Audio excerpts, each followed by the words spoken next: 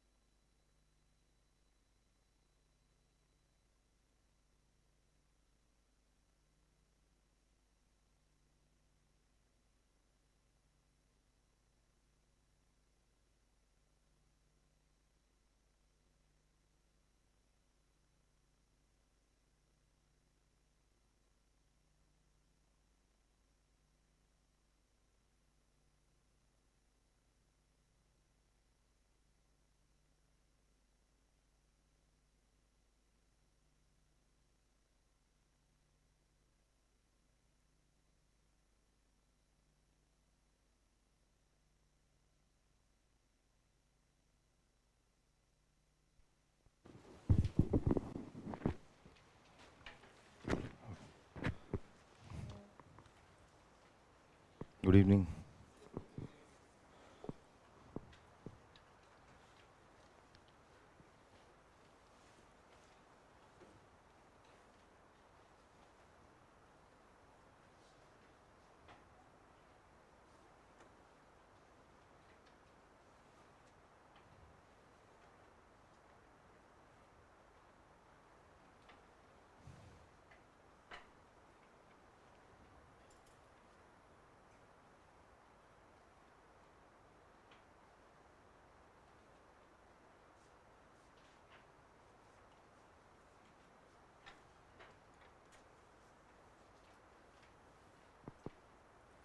Okay. UPI, Unified Payment Interface. Now, here few things which we can remember is, see, NPCI International Payment Limited has partnered with these countries to develop a unified payment interface like payment system to advance the internationalization of UPI. So the whole logic is internationalization of UPI. Other countries which support UPI payments include Sri Lanka, Mauritius, France, Singapore, Bhutan, and Nepal. Okay, so that is one fact there. So UPI was launched in 2016 as an instant real-time payment system developed by National Payment Corporation of India, NPCI. And NPCI was incorporated in 2008 by RBI and Indian Banks Association. Just a factual information, RBI and Indian Banks Association under provisions of Payment and Settlement System Act 2007. So this can be there can be some factual questions that can come up in the exam. So that is the reason I've underlined them. RBI increased the UPI limit from 1 lakh to 5 lakhs per transaction. This is just for some info. So tomorrow any statement that can come up, you should be able to identify the statement. No, it's not. This is now right now this is basically increase the limit. So that you have to talk to the bank, increase the limit.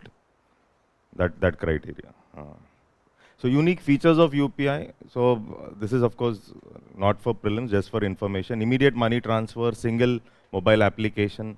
Okay, so raising complaint from mobile app, etc. All these other provisions. Some variants of UPI here. UPI 123 Pay. Okay, and then you have UPI Lite. So UPI Lite allows users to make low value transactions without entering UPI PIN.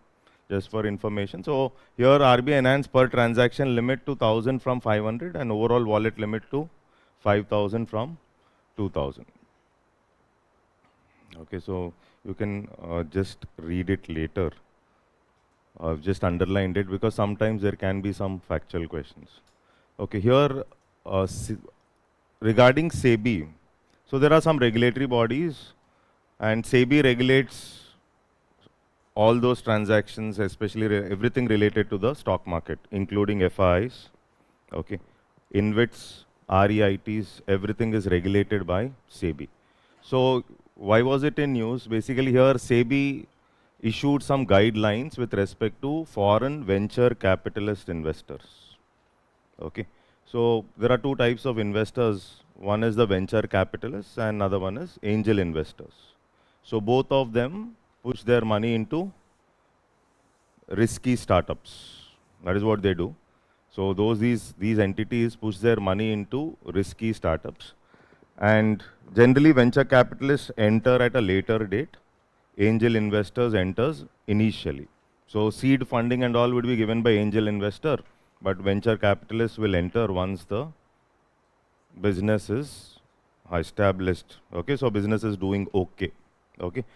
And venture capitalists can push in, primarily they will ask for equity. Primarily they'll ask for equity. So recently there were discussions with respect to angel tax last year. Okay, so what is this angel tax? Tax levied over and above the fair market value. Okay, so the government will analyze the fair market value, and over and above the fair market value, the tax is going to be levied.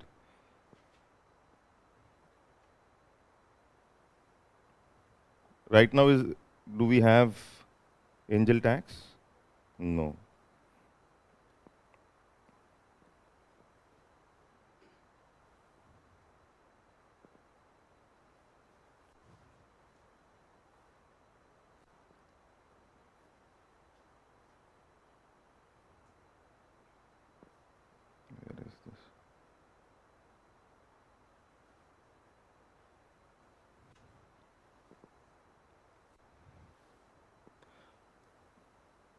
Okay, so one is venture capitalists, angel investors.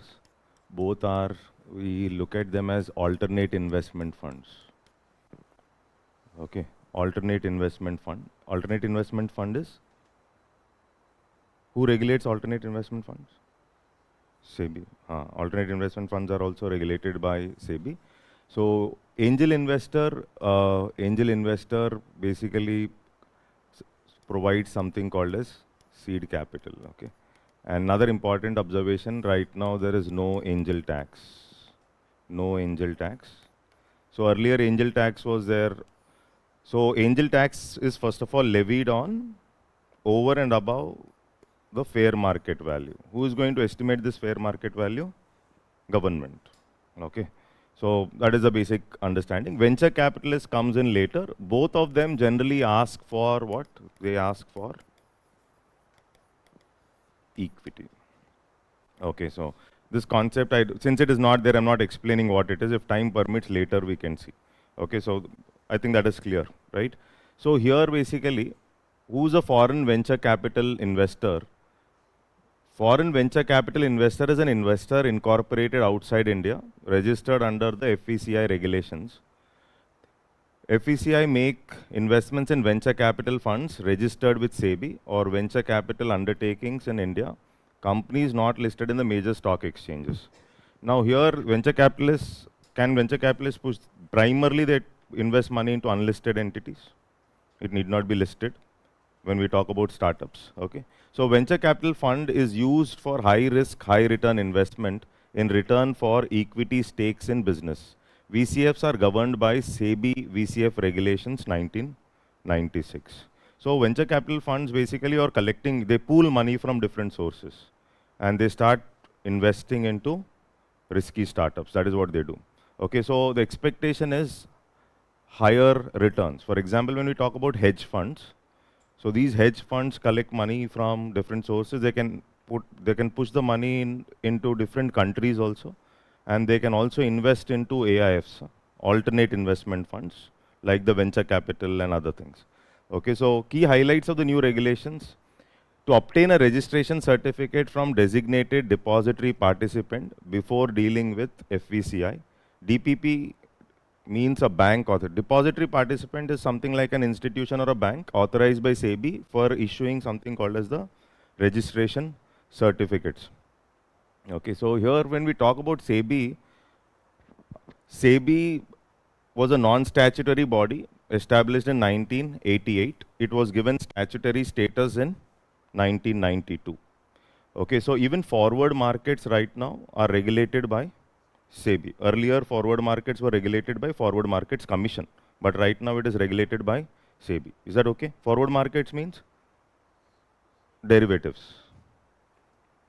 Derivatives. These derivatives are regulated by SEBI. Don't get confused in the exam. Like Forward Markets Commission earlier, now it is SEBI. Now, who regulates FIs? SEBI. Okay, that's clear. So objective is to protect the interests of investors. Okay, so what does SEBI do? So SEBI primarily protects the interests of investors in the securities market and regulates the securities market. So to regulate the business operations of the security market, and it also prohibits unfair trading practices, including insider trading. So insider trading is an offense. So there is something like information which you only have and which the others don't have. Which is not in public domain. Okay, so that is what is called as insider trading. Is that okay? So they have an undue benefit which the others don't have. So their benefit, their profit can lead to losses for others. That is what is insider trading. So to educate investors about securities markets and their intermediaries. So this is what is the main function of SEBI. Now SEBI has come up with several new initiatives, recent initiatives of SEBI. Okay, one is Scores 2. So what is this Scores 2? It is nothing but redressal of investor complaints within 21 days from the receipt date. So just for information, tomorrow if this word comes up in prelims, we need to be able to identify it. So it has introduced auto routing of complaints to the concerned regulated entity. So this is one, Scores 2. Second is they have come up with something like prohibition of insider trading regulation.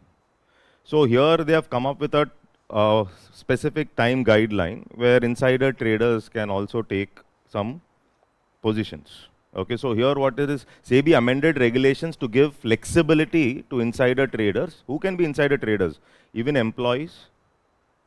They also can be insider traders. It can be directors of company. Somebody who's closely associated with the company, they are insider traders. Okay, so they have some information. So now here SEBI amended regulations to give flexibility to insider traders for trading plans. Under PTI, insiders have a narrow window to carry out trades to avoid insider trading. So insider traders refers to any person in a company who has access to unpublished price sensitive information. They have to give a trading plan specifying the price, transaction date in advance. The details have to be given beforehand. This is to bring in some transparency. Credit default swap. What is this? Anybody?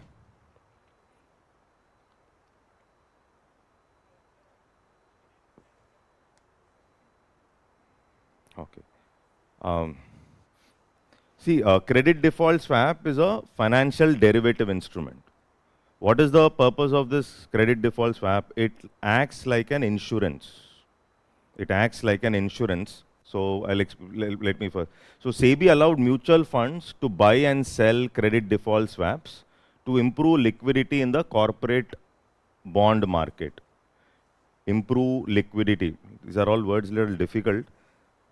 SEBI allowed mutual funds to buy and sell credit default swaps to improve liquidity in the corporate market. So what is this? See, what credit default swap does is you can transfer the credit risk to some other entity. This is what you can do with a credit default swap. You can transfer the risk of credit default to some other entity. So what is this? For example, let's say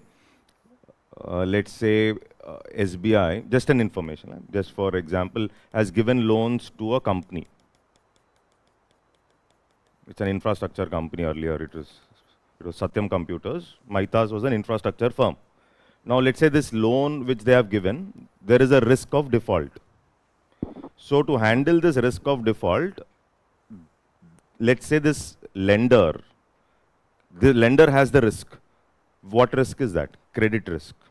If there is no default, there is no trouble. But if there is a default, there is trouble for this bank, let's say. Now there are some entities in the market, corporate entities in the market, who are issuing some bonds which are called as which act like the CDS, credit default bonds. So they are issuing bonds. Let's say Tata Group, just an example, Tata, they are issuing some bonds, some debt instrument. These bonds are purchased by SBI, for which, let's say, SBI is paying regular premium. You're buying some derivative instrument, let's say. You're buying a derivative instrument for which you are paying regular premium, P1, P2, P3. If you buy an insurance policy, you pay premium. Similarly, you're buying these debt instruments, you can call them as derivative instruments, you pay premium. And suppose, why are you doing that? Because tomorrow, if there is a default with respect to this particular loan, then this institution should come and buy back these bonds, buy back these bonds, and you're giving a protection to this entity. So this is something like, if it is like a financial derivative instrument, which is pushing the trouble of credit default. There's a default. There is a default of this company, and when there is a default, there is a swap that is happening between these two institutions. That is, the bonds are swapped. That means this entity has to come. So here the question comes up, why should Tata or why should this corporate entity participate only? The logic is very simple. We buy insurance policy, let's say health insurance or whatever, we don't use it. If everything is okay, there is no trouble, they get some premium. But the situation turns bad, then only you are shifting the default risk onto some other entity. SBI is shifting the default risk on some other entity. So some amount of risk of this default is taken up by Tata. That is how credit default swaps, in simple word. See, SEBI allowed a credit default swap is a financial derivative that lets an investor transfer credit risk to another party. It functions like insurance, protecting against default by the bond borrower with premium payments similar to insurance contracts in the bond market. ETF, exchange trade funds are, okay, so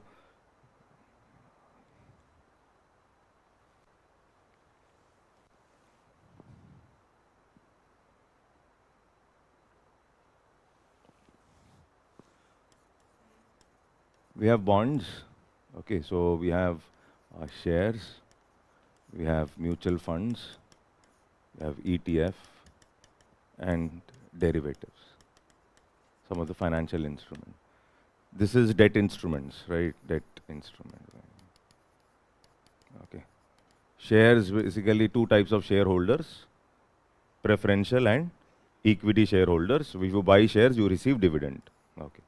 Mutual funds, it is basically you will have a fund manager, and this fund manager is going to set up a mutual fund.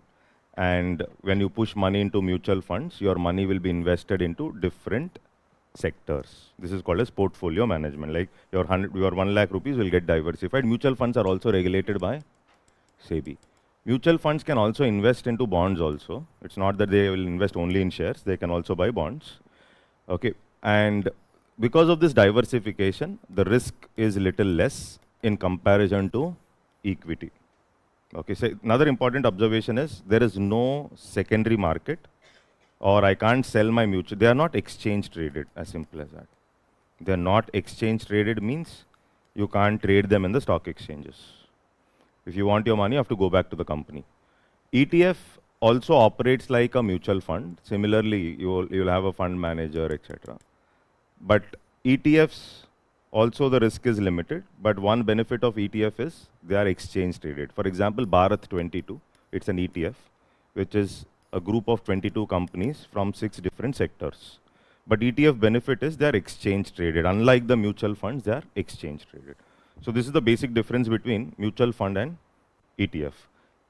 InvITs also operate like, InvITs are also like a collective investment scheme, or InvITs also operate like the mutual fund program. I'll come to InvITs when that current affair comes up. Till here, I think it is clear.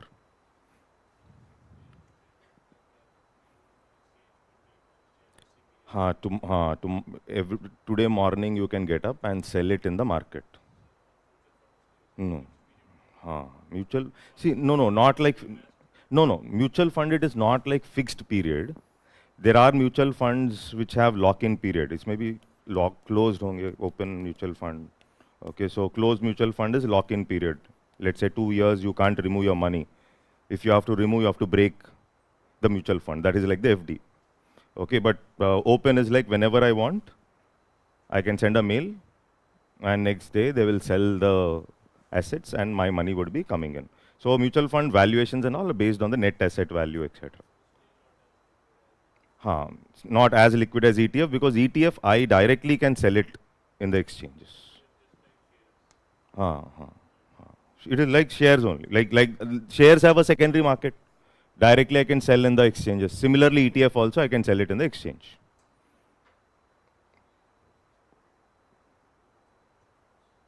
Nothing like that. No. See, that is, it depends on which ETF it is. Gold ETF is there. Okay, so the returns were high. Okay, Nifty ETF is there. Nifty Bs are there. Okay. It is like deriving the value from underlying asset only. Gold prices fall, the ETF prices fall. Gold prices increase, the ETF price. Similarly, there are index-based ETFs. Index-based means Nifty-based ETF. Okay, the index does well, the ETF does well. Index does not do well, ETF does not do well. So one aspect is liquidity. Liquidity is more in ETFs in comparison to mutual funds. Is that okay? Yes.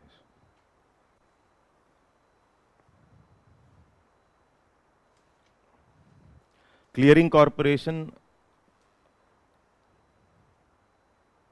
Okay, so here if you see, SEBI raised investment limit for passive funds and ETFs. Passive funds are funds which invest in a particular index in a similar proportion to generate returns similar to the index. Passive means you're not actively trading. Okay. Clearing Corporation, SEBI formed Usha Thorat committee to review the ownership and economic structure of Clearing Corporation. They manage clearing and settlement of trades on stock exchanges. CC stock exchanges and depositories together form market infrastructure institution. All three are important for the functioning of the markets. Finfluencer, nowadays you know them, right? Finfluencer is a person sharing financial advice on topics like stocks, etc. Social media, YouTube. Okay, they are creating a lot of trouble for SEBI. Is that clear? Yes.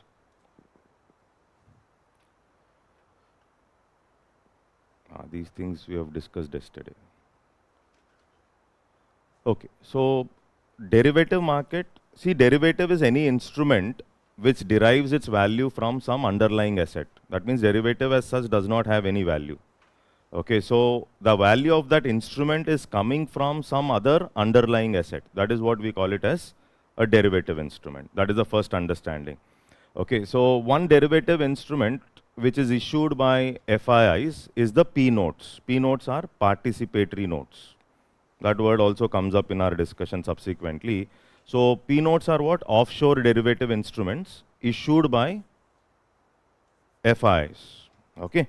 Now here when we talk about derivatives, derivative market, in a derivative market, assets are traded at a future price, at a predetermined price and date in future. See, one is the spot market, another one is the future market or the forward market. So in the spot market, you're talking about current. Okay, in the future market or in the forward market, so derivative market, in a derivative market, you're not trading at the current price. Derivative market, there is a contract that is signed where you're going to buy or sell a commodity or a security at a predetermined price and date in future. Buy or sell a commodity at a predetermined price and date in future. Okay, so there are, I hope it is clear. So that is what? That means I want to buy 1000 kgs of potato at 10 rupees a kg after 3 months. So this is what happens in a derivative market. I want to buy gold at a price of, let's say, 75,000. Okay, after 3 months at a predetermined date and price in future. Everything is future. I want to buy Reliance shares at a predetermined price and date in future. So everything here we are talking in the derivative market, we talk about future, first thing, that is. So unlike the spot market. Okay, so you end up making profit whether based on the prices that exist on that particular day. You can make a profit or you can make a loss, but you're making a contract or estimation here. This is what is one. So a lot of news was there with respect to new rules that have come up with respect to derivatives. Okay, that is beyond UPSC. So the new rules with respect to derivatives. But what we should understand is, what is a derivative? It's a financial contract between two or more parties that derive their value from some underlying asset. So it can be share also, it can be gold, it can be security, it can be potato, it can be a commodity. Okay, so it derives its value from that. So derivative contracts can be traded on stock exchanges or they can be over-the-counter derivative. So over-the-counter means you're sitting across the table. They're not traded in the stock exchange. So forwards are basically those contracts which are over-the-counter derivatives. Forward contracts are over-the-counter means they are not traded in the stock exchanges, as simple as that. But when we talk about futures, options, they are traded in the stock exchanges, as simple as that. Futures and options, they are traded in the stock exchanges. When we talk about swaps, there was a question asked with respect to swaps. Which of the following is a financial instrument? This was the question last year. Okay, and in that one of the option was swap. So swaps is also a financial instrument. That means swap is also a derivative instrument. Okay, so there can be currency swap agreements between two parties. There can be interest swap agreements between two parties. Interest swap means one party thinks about fixed interest. Another party may talk about variable interest. But it is, in derivatives, it is a zero-sum game. What is the meaning of zero-sum game? I win, you lose. It's not like both the parties will win. Okay, so somebody is betting on fixed interest, somebody is betting on variable interest. But the interest rates might change in future. In future, the interest rate might increase or decrease. The variation in that interest is what is paid. There is no relationship with respect to debt in that particular transaction. This is how interest rate swaps happen. So UPSC questioning was only asking what is it, whether it is a financial instrument or not. Okay, so suppose India has signed a currency swap agreement with Japan earlier. Okay, so why are you signing currency swap agreement? So basically you're talking about at a future date, you're expecting that the currency prices to be volatile. They are going to change. You want to hedge the risk. So what are the benefits of derivative market? So one benefit of derivative market is hedging. What is the meaning of hedging? I am avoiding risk. What kind of risk? It can be currency risk. It can be risk with respect to interest rates change. Okay, so this is called as hedging. Hedging is avoiding risk. This is one important aspect. Even in the forward market, suppose a farmer has signed a forward market agreement with ITC. Okay, farmer said that I will sell 1000 kg of potato at 6 rupees a kg after 3 months.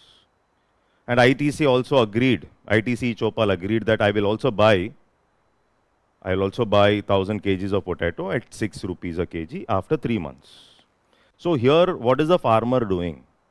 Hedging. Farmer is hedging with respect to what? Price. Hedging with respect to price. Is it that farmer is definitely going to make a profit? Farmer might make a profit or loss after 3 months, but there is a guaranteed amount which the farmer is going to get after 3 months. That is 6 rupees into 1000 kg. That is guaranteed for the farmer. And therefore, you can use these forward contracts to raise loan from the market.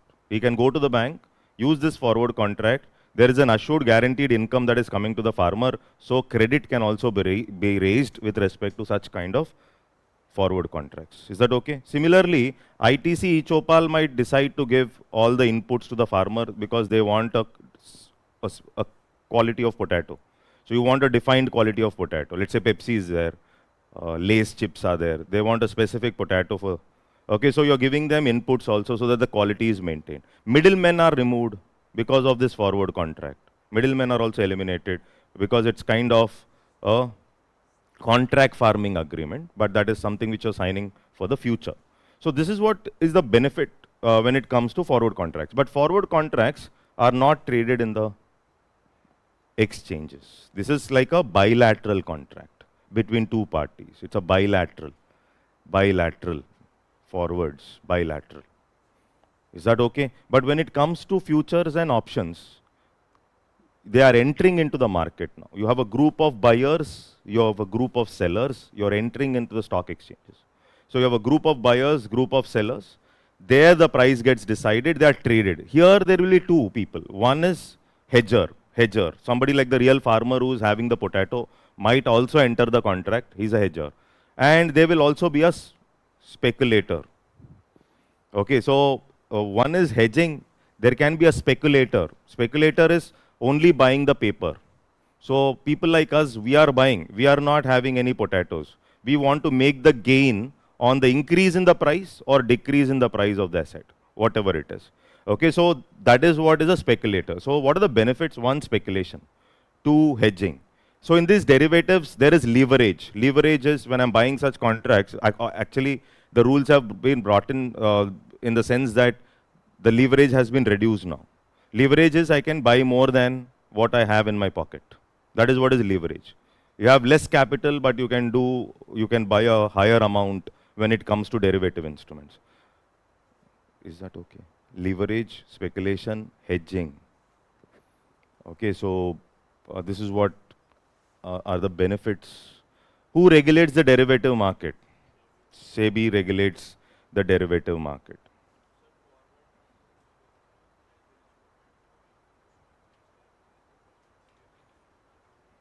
Forward, future, option, swaps, all are derivatives. It's a financial instrument. Derivative is a financial instrument. That is a problem, but it's a kind of a legal contract between both the parties. So that is the reason forwards have this problem. When you talk about futures or options, there that problem is not there because you put some margin money. Margin, okay. So is that okay?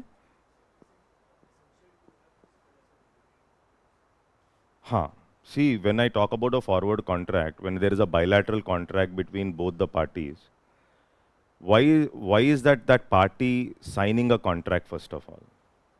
Suppose there are two people who are getting into a contract, okay? So they may be betting on something outside, that's a different thing. But generally what happens is, why is he getting into a contract with the other party bilaterally? So primarily it will be hedging. Okay, so if I have to hedge, I have to hold the asset.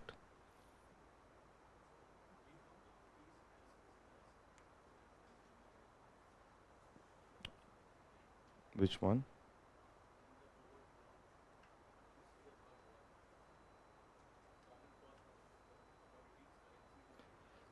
Settlement at expiration for cash. Here. It is like, that means you're holding some kind of an asset. Okay, you're holding some kind. Commodity also, currencies also, equities also, for cash. Okay, you're considering them. But these are not, here, you can see OTC. So they are not traded in the exchange. Outside the exchange. If you want, you can bet. Outside the exchange. Equities are also treated as here we are treating them as physical asset, or that forward contract which is there, the derivative instrument, its price is getting derived from equity. Okay. Yeah.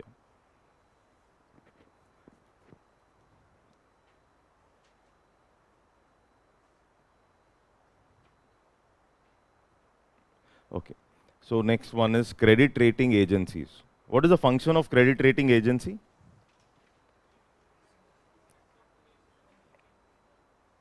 Okay.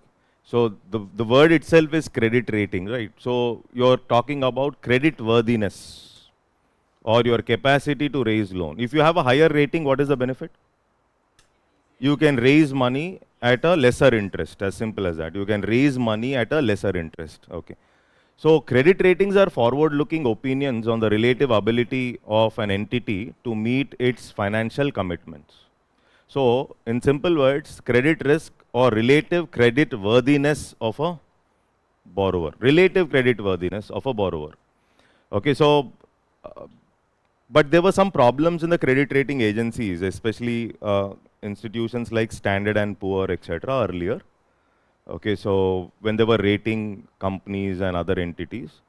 And India, we have Indian entities, and there are some entities which are under the regulations of RBI. So here we can see the credit rating agency is different from credit bureau, or credit rating agencies provides an opinion relating to future debt repayments by borrowers, while credit bureau provides information on past debt repayments by borrowers.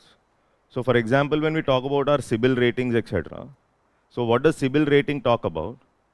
It talks about your credit worthiness, but at the same time, it talks about whatever defaults you made earlier. So you've made more defaults, your rating is less, based on which probably you might get a loan with difficulty, or you might get a loan at higher interest rate. But when we talk about a credit rating agency, credit rating agencies are basically talking about your credit worthiness for the future. So whether you have the ability to adhere to the conditions, or whether you'll be able to pay back the loans, etc. That is what the... Is that okay? So when we see, there are certain credit rating agencies registered with SEBI. However, certain other regulatory agencies, RBI, IRDA, pension fund, all regulate certain aspects of credit rating agencies other than respective sectoral jurisdiction. RBI issues accreditation through credit rating agencies as external credit assessment institutions for rating bank loan facilities. Okay, so for loan facilities. Okay, so here when we talk about sovereign credit rating, assessment of a country or assessment of a country's or sovereign entity's ability to meet debt obligations, including capability and willingness to repay debt. So sovereign credit rating for a country also will tell whether India is credit worthy or not. Okay, so this is basically an indicator that India has the capacity to raise money. Easily it will help India to raise debt from the international markets. Okay, so that is what, so parameters here basically what are the parameters they take? One is the growth rate, inflation, debt, short-term external debt as a percentage of GDP, political stability, etc. So those aspects which generally affect the currency values also. For example, political stability. Okay, so and stability of the government. Okay, growth, inflation. These are the factors which they take for considering the credit rating of a particular country. Ratings vary from, let's say, AAA, highest rating, to D, lowest rating. It facilitates borrowing from global capital markets at low costs, boosts investors' confidence, attracts foreign investment. So, is credit rating there for banks also? It's there for banks? Yes, it's there for banks. Okay, so if you, there was this rate called LIBOR, London Interbank Offer Rate. And LIBOR was removed last year. Okay, and this is because some of the banks were claiming themselves to be credit worthy. So LIBOR rate was getting decided based on, so certain important banks across the globe, they were publishing the details of their loan raising capacity. And they were publishing lower interest rates than what they were raising in the market. So they were raising a loan at 4%, they will say that we are raising loan at 7%. So they're raising loan at 7%, they'll say that they're raising it at 4, etc. So that means based on the data that is collected, that is the interest rates at which these banks are able to raise money from the international markets, the top 25% of the rates would be removed, the bottom 25 would be removed, and the average of the 50% of the interest rates would be taken, and that's how LIBOR rate used to be decided. But banks were not giving their exact data. Banks were manipulating the data. What is the meaning of manipulation? Whatever rate you are paying for raising money from the market, you are not giving that rate, rather you are going to give a rate which is different. This is an ethical problem. So you're raising money from the market at 6%, but you're mentioning that you're raising money at 4%. So what does that mean? It means if a bank is able to raise money from the market at lesser interest, it means the bank is more credit worthy. And the depositors might put their money in that particular bank. Based on this logic, they were manipulating the rates. Based on these rates, the LIBOR rate used to get decided. And this LIBOR rate was acting as a standard rate for deciding the interest rates across the globe. So this is what happens. These are like ethical problems when even institutions claim themselves to be credit worthy. Okay.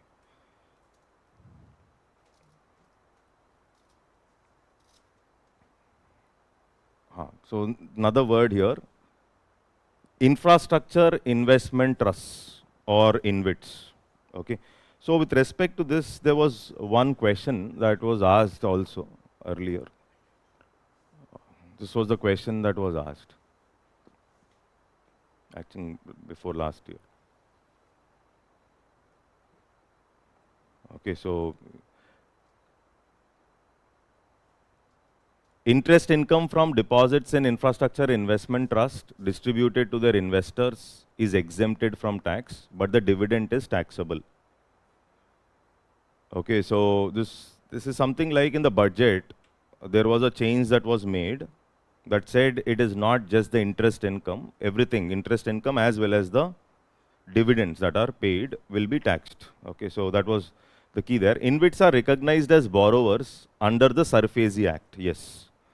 Okay, InvIT is an institution kind of setup which you are coming up with, which is recognized as a borrower. So there will be a sponsor entity, and that sponsor entity will set up the InvIT. Okay, so you will have the sponsor entity who will set up the InvIT, and that InvIT will raise money from the markets. So this is what happens. There will be one sponsor. They'll come up with InvIT. Okay, so investors, can individuals buy?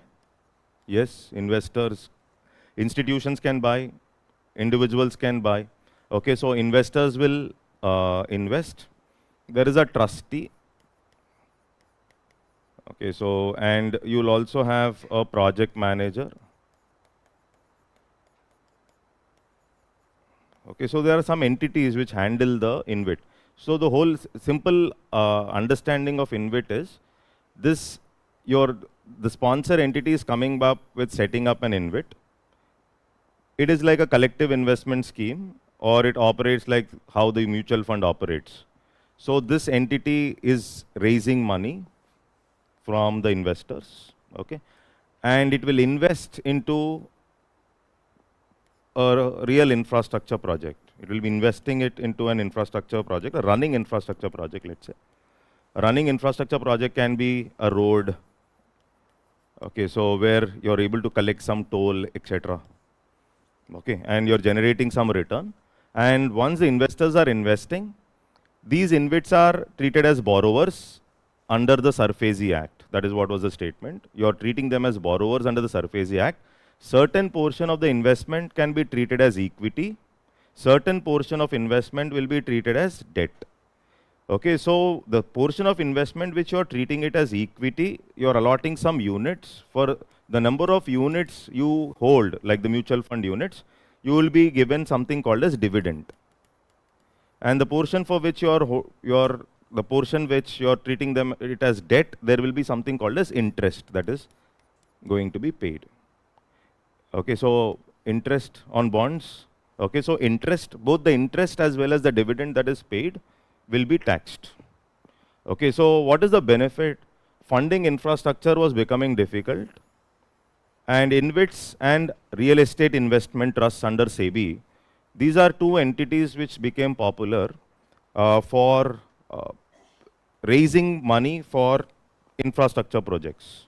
So one is you invest, and this money, if it is suppose there was a National Highway Authority of India InvIT. So what it can do is basically this money is coming in, already a road has been constructed, it will invest in that road, and the toll collections or the money that is getting generated, that money will be used for paying the investors. Okay, and the pooled money, let's say 10,000 crore has been collected, let's say National Highway Authority of India might use it for building some other asset. That means National Highway Authority of India was using the money that was coming from brownfield projects to build a new greenfield project or a new infrastructure project. So this is how National Highway Authority of India InvIT was also helpful. Now the question is, whenever a sponsor comes up with InvIT, there is something like the valuation that has to be done for the asset. So if you don't do the valuation of the asset, how much units have to be allotted will not be clear. Okay, so not to distort the valuations, sufficient care has to be taken. Why? Because you're saying so many units, you're paying so much. Let's say you paid 1 lakh rupees, somebody paid 5 lakhs. How many units have to be allotted to you? 5, 10? How do you decide? Based on the valuation. So that is, the valuations become important there. So here, let's say sponsor is like the seller, InvIT entity is like the buyer. Buyer means it's collecting and it is pushing the money. Okay, so therefore I'm putting it as a buyer. This logic, I think, is that okay till there? Okay, so this was the question. InvITs are investment vehicles that pool funds from investors to invest in infrastructure projects. They are pass-through entities, which means that the income and expenses of the InvIT are passed through to the unit holders. Whoever is investing, they are going to get it. Under the latest budget, that time all income distributed by InvITs, including interest income, dividend income, and rental income, will be taxable in the hands of the unit holders. This is a change from the previous tax regime, which only the dividend income from InvITs was taxable, not the interest income. This was a change, and that is how the question was asked. The reason for this change is to widen the tax base and to ensure that all income from InvITs is taxed regardless of its source. So this was the logic behind asking. So government wants tax. This will help to ensure that all investors in InvITs pay their fair share of taxes. It is important to note that this change will only affect income distributed by InvITs. Income distributed by other types of trusts such as real estate investment trusts will not be affected. It was primarily for InvITs only. Okay, so interest income from deposits in InvITs will be taxed at the investor's marginal income tax rate. Okay, that's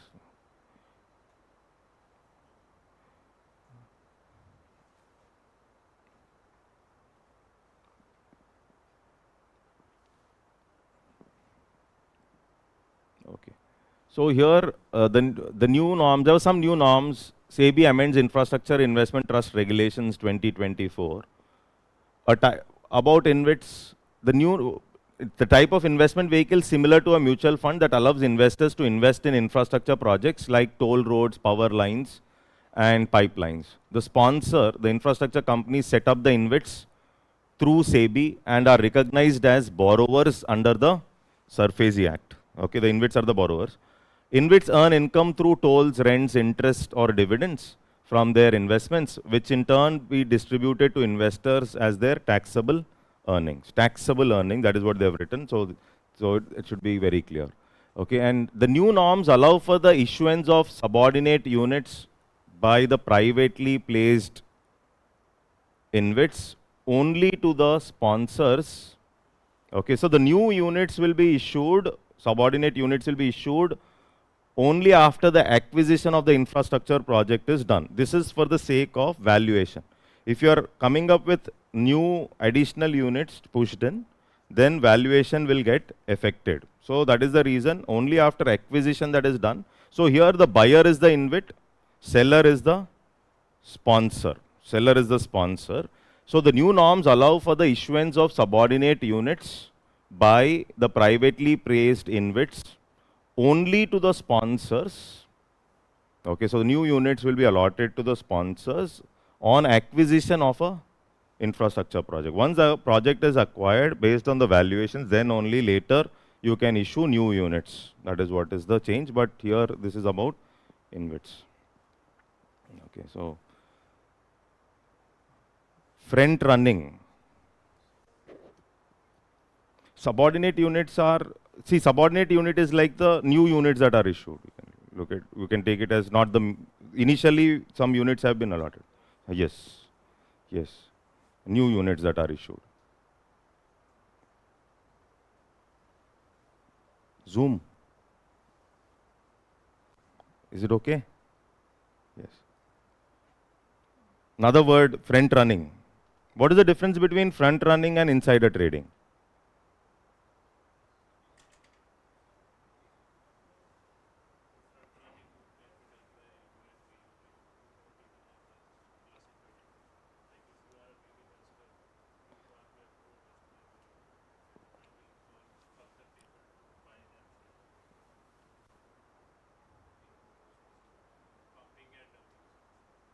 Okay, see, who does front running?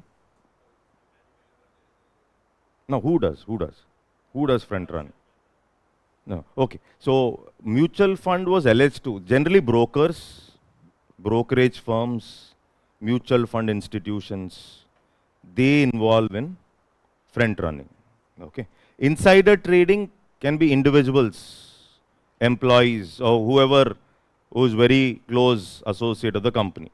So what happens in front running? It refers to, but the theme remains the same, use of non-public information, non-public, something that is not there for everybody.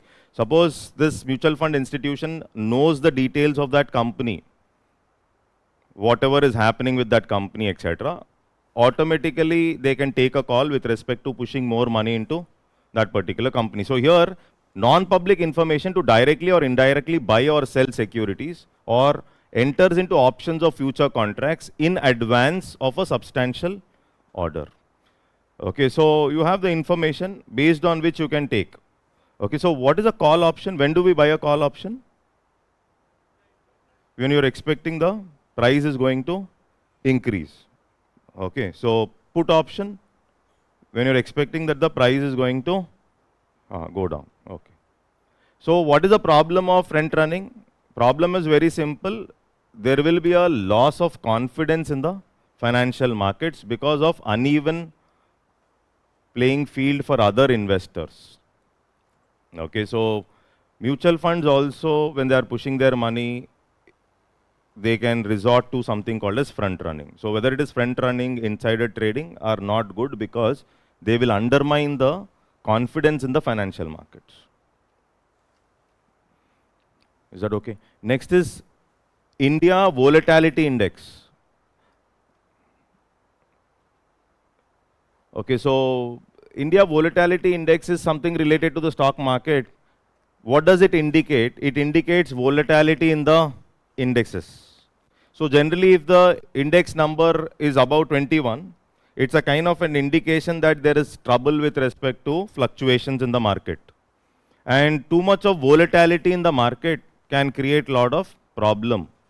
Okay, so it is a measure of the amount by which an underlying index is expected to fluctuate in the near term. That is, in the 30-year period, 30-day period. Suppose Nifty 50 is there. Okay, so when we talk about the Nifty index, okay, so at what rate it is fluctuating or the price of moving in that 30-day period. This is what is the information you will get from the volatility index. Higher the VIX value, higher the expected volatility and vice versa. So this I think they have covered because there was a question called beta already asked in UPSC. What does beta measure? It measures the fluctuation of the share price with the market price. Okay, fluctuation of the share, higher is the beta, that share price fluctuates more with the changes in the market. Okay, if the beta number is less, that share fluctuates less with the change in the market. Beta greater than 1, generally that is what happens. Volatility index, generally more is the volatility, there is more is the fluctuation in the next 30. So how do they build it? It is based on option index prices of Nifty. There is Nifty index, Bank Nifty index is there, Nifty index is there. Okay, so Fin Nifty index is there. These are indices. You know what is an index? This index has how many companies? Let's say Nifty 50, 50 companies. Okay, so, and that index, the price of Nifty can go up or down. Okay, so now option prices, options, mainly two types of option, call option, put options. Okay, so people try to participate in these. So here the volatility is basically decided based on the index option prices of Nifty. That is the derivative prices of Nifty. Index option prices means the derivative prices of Nifty. Is that okay? Index option prices is the derivative, not the regular share. Index as such, you can buy an option for the index. You can buy a call option when you are expecting Nifty to go up. For example, today Nifty has come down by, let's say, 320 points, 330, almost like. Okay, so based on which probably people might have thought that the prices may go, they would have purchased an option called put option, etc. Okay, so volatility is more, you're checking, it's going up and down, up and down. That is what is volatility. Based on the option price change, basically. Okay.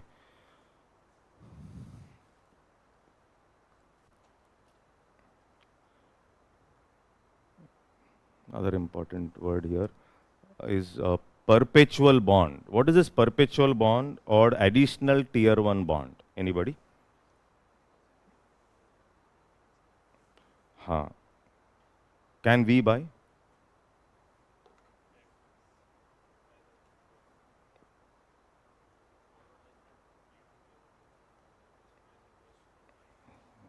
Okay. So Canara Bank in the recent past has issued an additional tier 1 bond or a perpetual bond.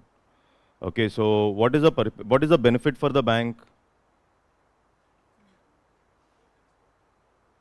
Okay, no principal repayment is okay, but it can also be shown as part of the tier 1 capital. Tier 1 capital. So why it should, now the benefit is, why tier 1 capital, or you want to maintain some capital because you want to adhere to capital adequacy ratio norms.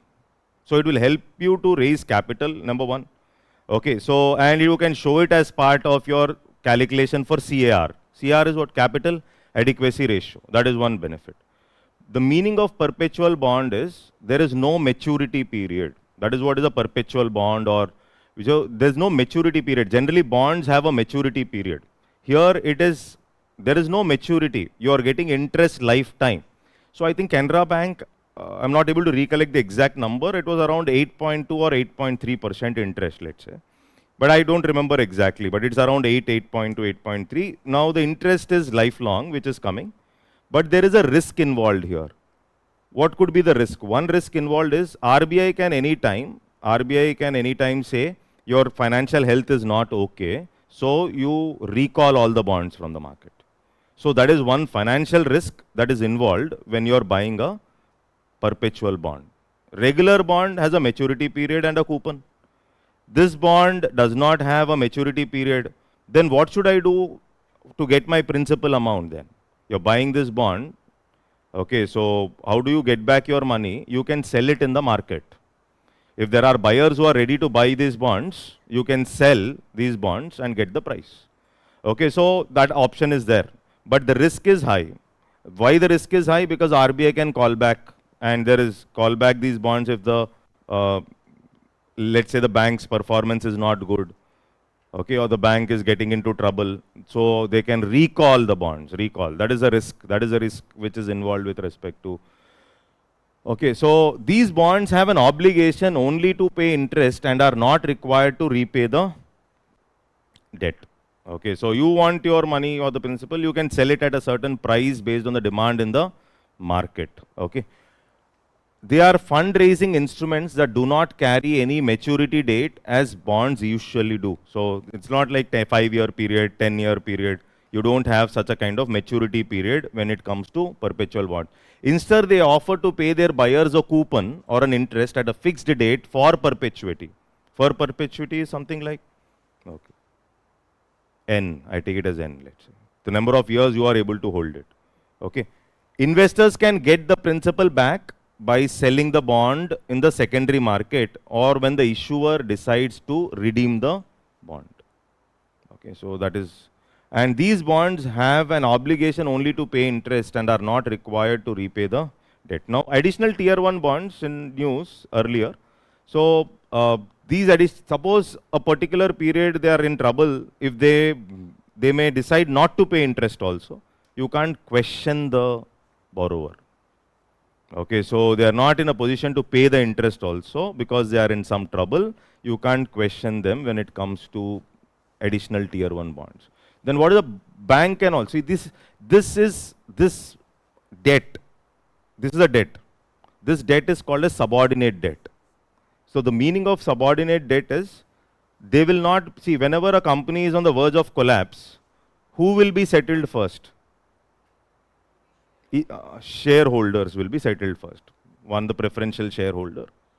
Okay, and it is basically, and then, but the order is like who will be settled first means first the bondholders would be settled, okay, followed by shareholders. But in that shareholder also, it will be preferential shareholder, and then comes the equity shareholder. But this is treated as subordinate debt. The meaning of subordinate debt means they will be settled after the senior debt. Senior debt means somebody who settled first. Okay, so they will be settled before equity. But first the senior debt is what? Bondholder. Bondholder is nothing but, they are, see when I say bondholder is somebody who is given loan. So first senior debt would be settled, then they will think of subordinate debt or the debts like this. It is not in first in order to be settled. Okay, and then equity would be settled. So they will be settled before equity, but not treated as important or senior debt. They will be treated as subordinate. So therefore, your priority will be less. I think you're able to get this. You will not be settled first, no. So your priority will not be as senior. Your priority will be as subordinate. No. Before shares, before equity. Before equity. Before equity means before any equity. Okay, debt first, no. So bondholders first. You are the bondholder. You are a perpetual bondholder. Okay, bondholder would be settled, but you will not be settled first in the bondholder category. Okay.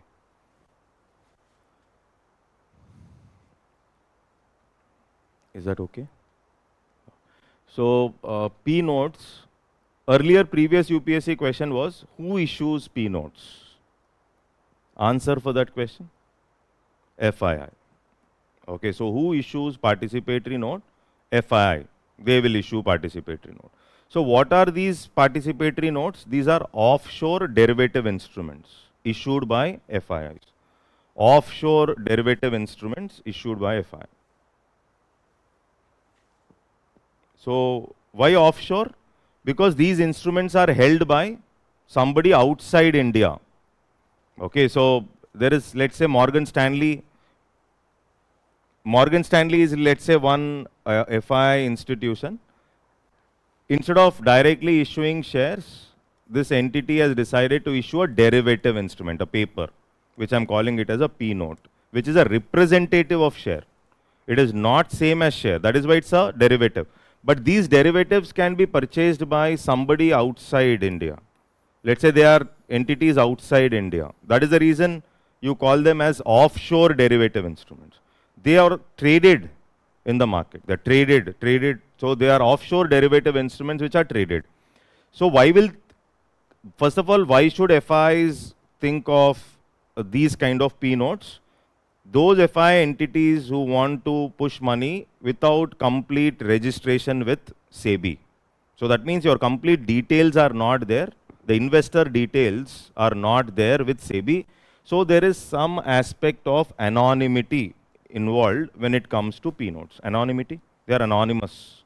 Okay, so the details are not completely given. So that is what we call it as anonymity, but they are offshore derivative instruments. So registered foreign portfolio investors domiciled at the GIFT International Financial Services Center, IFSC. Where is this? Okay, so have been allowed to issue participatory notes. They are allowed to issue. These FIs registered there, they can also issue something called as participatory note. That is a news basically. They are issued by registered. What is a participatory note? They are issued by registered foreign portfolio investors to overseas investors to invest in Indian stock market without fully registering themselves directly. Directly they don't register with SEBI, these investors, PQRS which I was writing. So they don't give their complete details to SEBI, but they are able to invest in the Indian market. So through this route called as P note.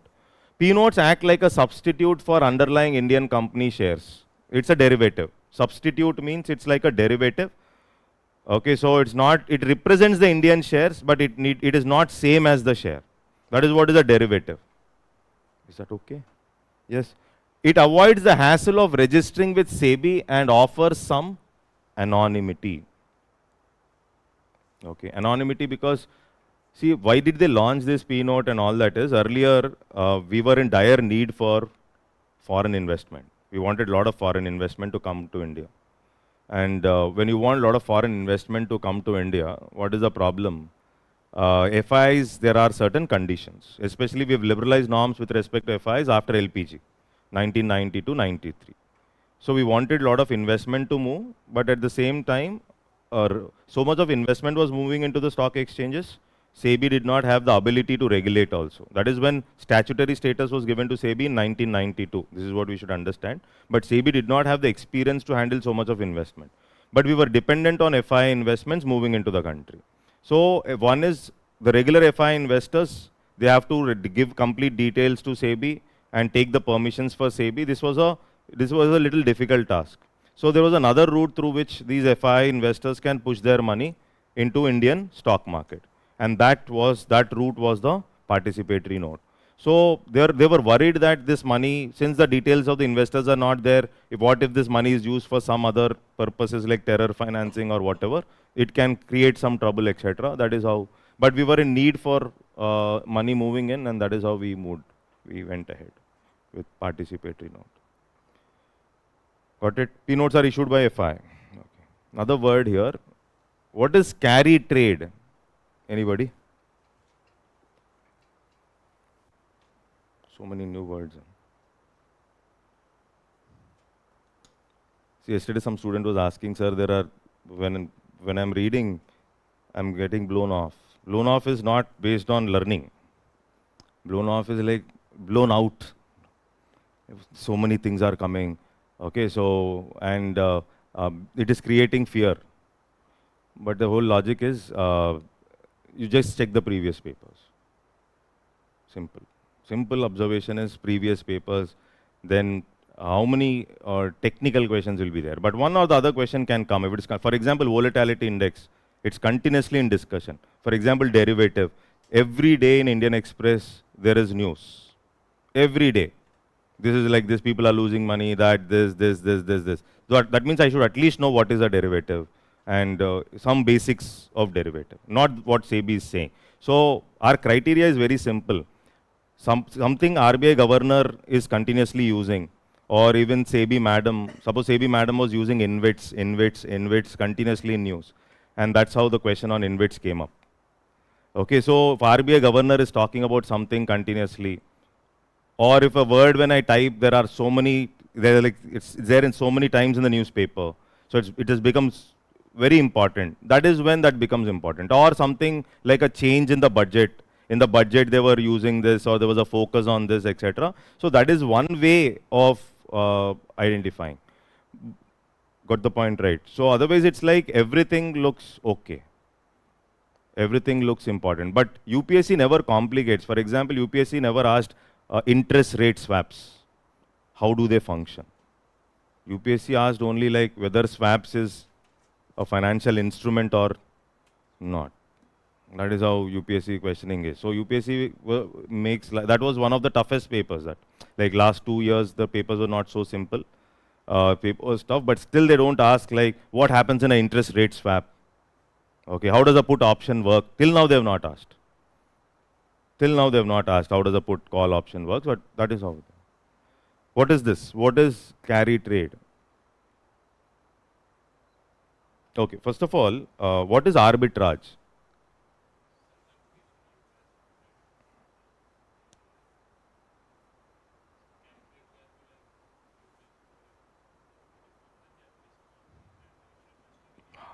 Good. So first of all, what is arbitrage? Buying.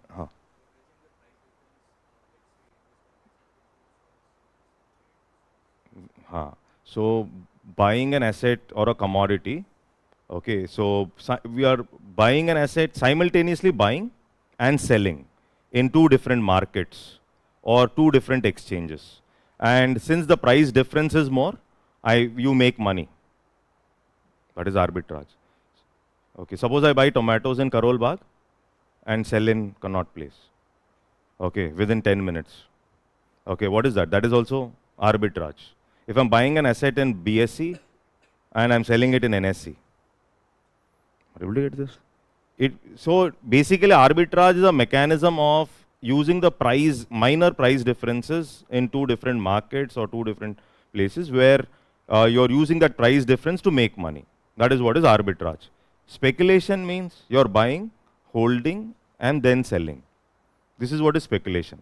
Speculation is more risky than arbitrage. Speculation is more risky, reason being you don't know what will happen later. Arbitrage is less risky because I buy, immediately I sell, I make the gain. Now interest rates in Japan are, Japanese interest rates are very low. Okay, so if you're taking loan in Japan, because the interest rates, Japan used to have negative interest all these years for the depositors also. When you put money in Japan, the interest, negative interest, I'm putting 100 rupees, let's say I'm getting 99 rupees. Okay, so that means it's kind of a negative interest on your deposits. Similarly, loan interests are very less in Japan. Okay, so the reason being Japan never handles inflation, Japan handles deflation. That is one of the main reasons why the interest rates are very, very less in Japan. So if you are leveraging the interest rate gaps, where you are raising money from the Japanese market and investing it in some asset in another market where you can generate more output than the interest you pay. Okay, so that is what is carry trade. Is that okay? So yen carry trade has been in focus in the past few trading sessions in the wake of sell-off in the shares of US technology giants. Okay, so here a carry trade is an investment strategy most often associated with foreign currency trading. Okay, so in a carry trade, an investor borrows in a low interest rate currency, that is Japan, to buy a currency or asset earning a higher interest rate. Got the point? So I'm taking loan at that place where, is there any risk here? When will there be risk in this example? If yen, got the point, right? If the yen value increases. Okay, there is a risk involved. It's not that it is risk free. Okay, so got the point. Okay, so this is what is called as when the currency value changes. Okay, why you have to pay back the debt in what? Which currency? You're paying back, let's say you're paying back the debt in yen. Okay, and if the currency appreciates, yen appreciates. Okay, so what will happen to your debt? Your debt will become costly. So that is a risk that is involved. It's not that it is risk free.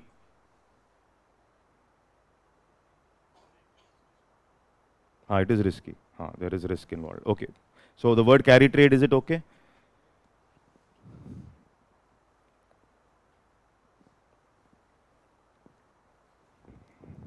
Okay. So let's go to external sector.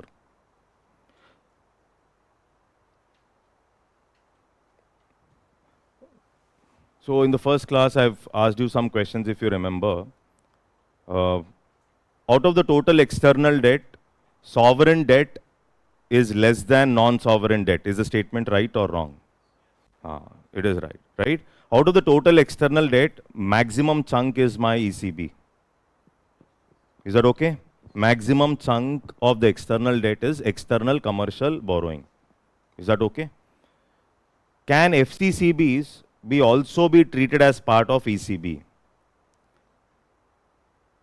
FCCB is foreign currency convertible bond. Foreign currency, previous UPSC question, foreign currency. FCCB according to government is part of FDI. FCCB according to government rules, FCCB is treated as part of foreign direct investment. FCCB is treated as part of foreign direct investment. Is that okay? Okay, so, but this FCCB full form is what? Foreign currency convertible bond. So, what are convertible bonds? Which can be converted into equity. Okay, so there was one more UPSC previous question. Convertible bonds pay lesser coupons. Convertible bonds pay lesser coupons to raise money from the markets. So, if you are raising money by issuing convertible bonds, you can pay lesser interest or lesser coupon to raise money from the market. Is the statement okay? This was a previous question. The reason being, non-convertible bond, the inflation risk is high. Non-convertible bond, inflation risk is high. Non-convertible means the bond remains as a bond. Earlier there was a question, inflation affects whom? Bond holders, inflation affects debtors, inflation affects bond holders, both, none. Okay, this was a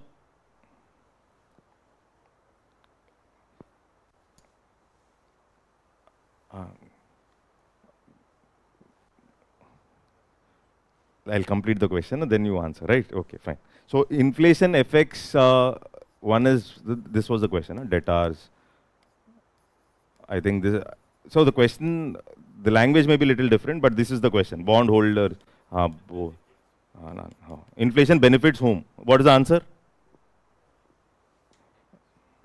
That means you have not solved the previous question. Okay. This is the answer. Inflation benefits. Inflation goes against bondholder. Inflation goes against bond. Who is a bondholder? Creditor. That means here is taking it is a fixed interest bond. Fixed interest bond. Fixed interest. Variable interest. Fixed interest. Okay. So creditor is somebody who's borrowing. Suppose I issued bonds, you purchased it. You are the creditor. You gave me money. I am paying you interest. So inflation is increasing. I am paying you the same amount of interest. So therefore, you are losing. But though inflation is increasing, I am paying the same amount. So I am benefiting. Is that okay? So this is about. Then there was another question. The question was something like, no. Convertible, when I say convertible bonds pay lesser coupon. Coupon is what is announced when you're issuing the bond. Any bond that is issued, there is a coupon announced for a coupon bond. But there are some non-coupon bonds also, previous UPSC question. Non-coupon bonds. Generally, all are money market instruments. Money market instruments, treasury bills, okay, cash management bills. Okay, so these are what? These are non-coupon or zero coupon bonds. But generally, when bonds are issued, we are announcing the coupon along with the bond. We are announcing the lesser coupon or interest, lesser interest with the bond when it is a convertible bond. Is the statement right? That is also right. See, convertible bond, you can convert it into shares. Inflation, see here, inflation will affect whom? Bondholders. But if it is a convertible bond, then the inflation effect is less because you can convert it into equity. So this was also asked already.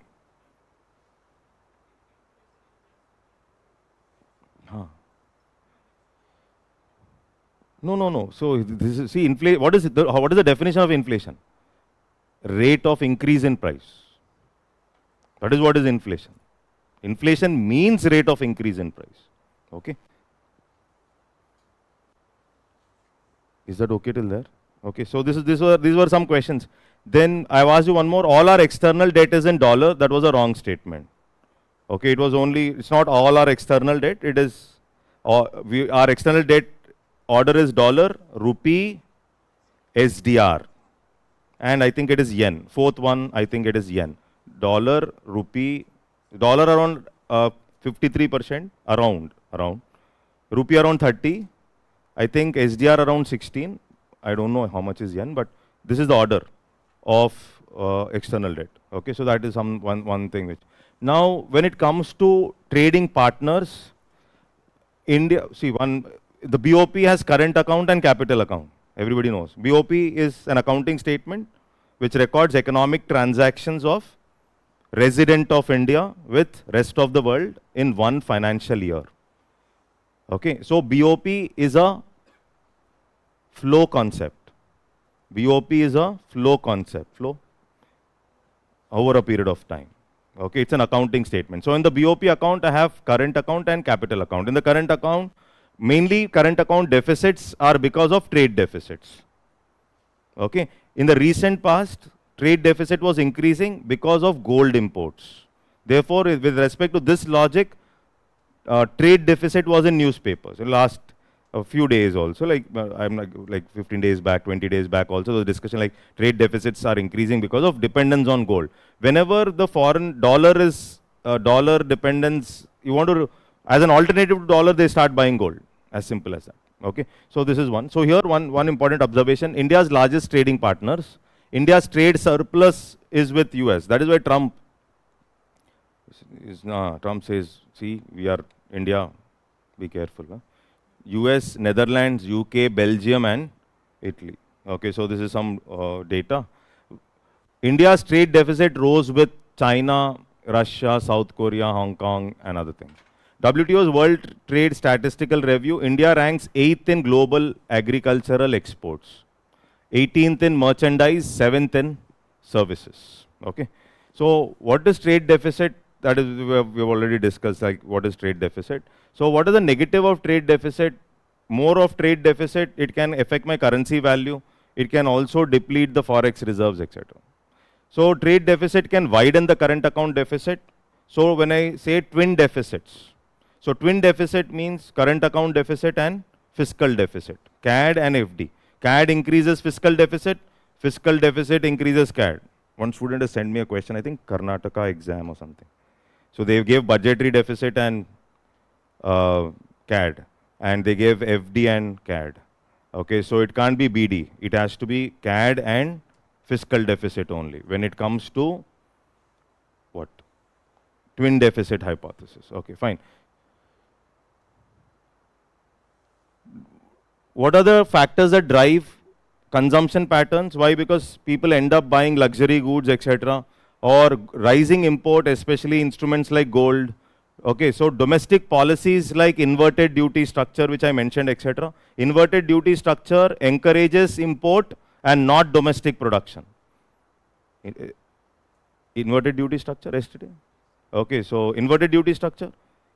The tax on raw materials is more than the finished good. Okay. So one is the road tape scheme. Yesterday they were talking about this road tape scheme. So what are the initiatives to increase exports? It was launched by the Ministry of Commerce and Industry for refunding taxes and levies at the central, state and the local levels on the exported products. Okay, so it replaced the merchandise exports from India scheme earlier. Okay, Indian Institute of Foreign Trade, India's premier business institution focusing on foreign trade and regarded as an academic center for excellence in international business, etc. Okay, so here Trade Connect e-platform launched by Ministry of Commerce and Industry. It is a single window initiative aimed at facilitating international trade by Indian exporters, especially MSMEs. So this is, of course, I don't think there will be a question, but this is important. One is the road tape scheme. Then India's largest trading partners. India's trade deficit is increasing with which countries? Okay, so India has a trade surplus with which countries? Trade surplus with which countries? Okay, so you keep an eye on these. Keep an eye on these. Okay, so there can be some factual question. Is that clear? Yes. Next one, FDI. So FDI and foreign portfolio investment, currently the definition is very clear, listed companies greater than equal to 10%. Okay, so any portfolio investment into a listed entity greater than equal to 10, it is going to be treated as FDI. Okay, and when we talk about FDI, top sources of FDI, Singapore, Mauritius, US. This is one important information there. Okay, then other important sectors receiving highest FDI, computer, software and hardware, service sector, construction activity. Construction activity does not mean FDI is not allowed into companies involved in real estate, except building townships or REITs, etc. FDI is not allowed into chit funds. FDI is not allowed into Nidhi companies. Okay, and FDI is not allowed into those companies which are involved in real estate, those companies which are buying land, etc. Those companies also FDI is not allowed. It is not permitted. Okay, but if you are building townships, building road, infrastructure related aspect, FDI can move. FDI can move into REIT if it is real estate investment trusts, etc. So that is how it is. Okay, so top states receiving FDI, Maharashtra, Gujarat, Karnataka. Okay. FDI equity inflows into India. Top 3 countries, basically Mauritius. I think this is some factual data which is important. DPIIT is the nodal department for formulation of FDI policy. It comes under obviously Ministry of Commerce. Okay. And FDI is permitted through automatic route and government approved route. Earlier there used to be a FIPB board, Foreign Investment Promotion Board, which used to take care of government route, and that board has been abolished around 2017. See here, there's some facts here. FCCB, FII with certain conditions and GDRs. I think this line is placed from the previous question. Okay, so FCCB, FIIs with certain conditions and global depository receipts are included in FDI. This is according to FEMA rules. According to FEMA rules, GDR is part of FDI. According to RBI rules, GDR is part of FPI. I'm again repeating. According to government rules or FEMA rules, GDR is part of FDI. So the question they asked is, can be included? Which of the following can be included? And they gave these options only. Okay, so these 3 can be included. Yes, these 3 can be included. Okay, but here one catch is FCCB, some portion of FCCB which can be converted into equity. FCCB is what? Convertible bond. So that portion which you convert into equity is FDI. That portion which remains as bond is ECB. Is that okay? FCCB convertible bond, that portion which can be converted into equity is part of FDI. That portion which remains as a bond is ECB. This is one. GDR, global depository receipts. Heard of GDR, ADR, IDR? These are all depository receipts. Okay, so these GDRs are also, according to FEMA guidelines, they are also included in FDI. Okay. FDI is a largely non-debt creating capital flow. FDI is non. What about NRI deposits? Do they create debt?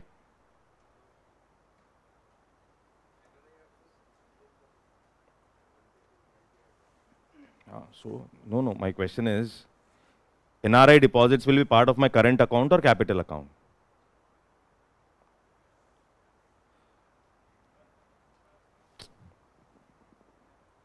See, capital. See, first of all, transfer NRI deposits are not transfer payment, not transfer payment. See, in current account you have what? In current account you have trade, remittances or transfers. Okay, you have income. Okay, and services. This is current account. In capital account, we have investments and borrowings. In the borrowing category, we have ECB and external assistance. Is that okay? And in that ECB, in the ECB category, again, there are some classifications. There is something like trade credit. Okay, so trade credit is also part of ECB. Okay, so trade credit is also part of ECB. Okay, then you have something like external assistance, which is again a soft loan. It is not a grant. Grants will not be there in my capital account. Grants will not be there in my capital account because capital account has to deal with asset and liability. It will deal with asset and liability. Grant will not deal with asset and liability.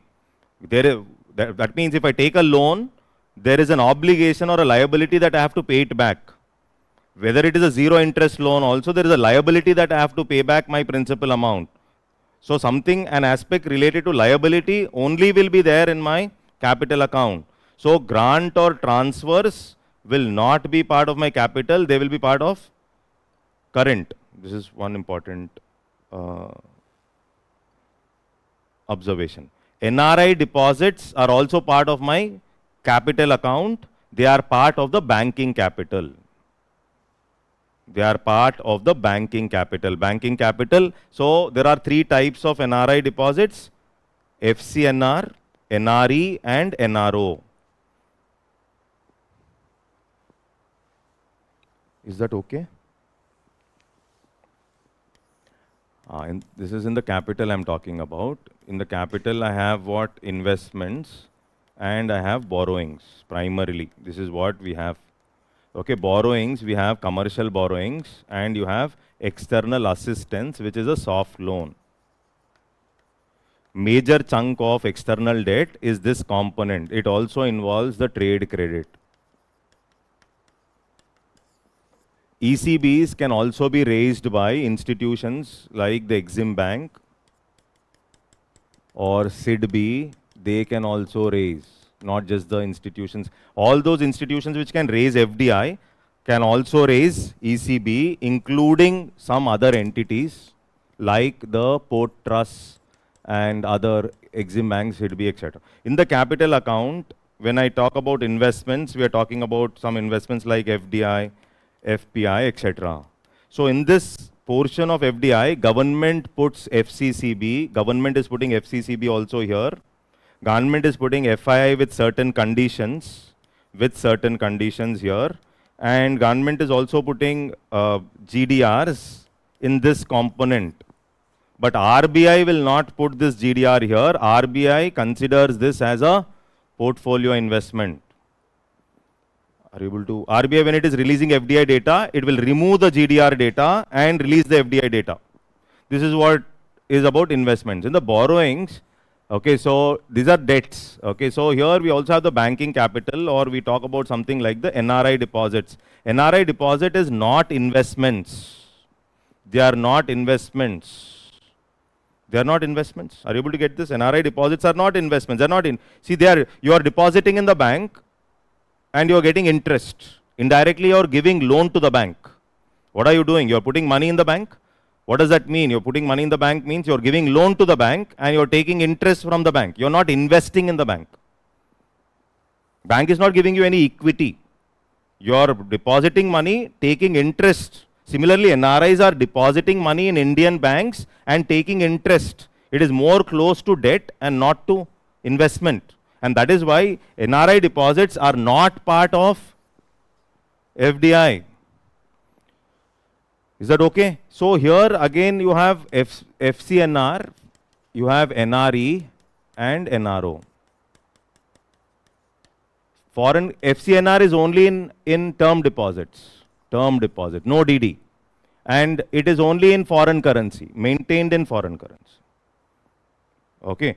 NRE, NRO maintained in rupee. FCNR and NRE. Okay, so here if you see, FCNR has a lock-in period. Lock-in period, 3 year, 5 year, that is called as lock-in period. Okay. NRE, out of NRE and NRO, NRE is what? Non-resident, external. This is more easily repatriable. NRE is easily repatriable. Repatriable? Money can be taken back easily from NRE.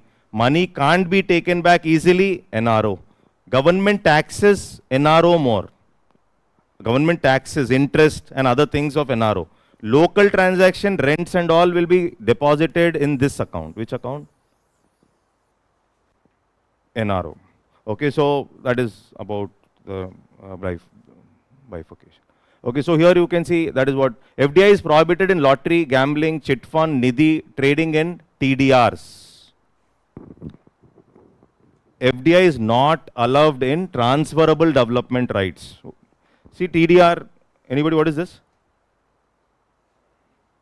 Okay, so first of all, is there a difference between chit fund and nidhi? Nidhi companies, it is like a company and the members borrow among themselves. Chit fund is like a saving scheme and chit funds are regulated by state governments. Chit funds are regulated by state governments. But collective investment schemes are regulated by SEBI. Collective investment schemes are regulated by SEBI. Chit funds are regulated by state government. Okay. Transferable FDI is not permitted in transferable development right. Transferable development right is something like, it is like government is coming up with a project, let's say, state government is coming up with a metro project, state government has taken away your land. Okay, so it can pay you compensation or it can issue a transferable development right certificate to you. It can issue a transfer, using that certificate, you can get a built up area in some other place, which you can develop by yourself. You can develop it by yourself, some other area using that. Okay, or you can sell it to some builder or some company which is into real estate. So those companies which are buying these transferable development rights, those companies, in those companies FDI is not allowed. Is that okay? Not okay. Remember, FDI is not allowed into TDR. Yes.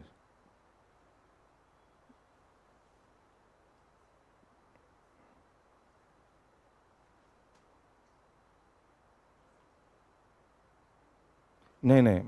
See, we are not talking about government's budget. Your confusion is with respect to government's budget. In the government budget, you have the revenue account and the capital account.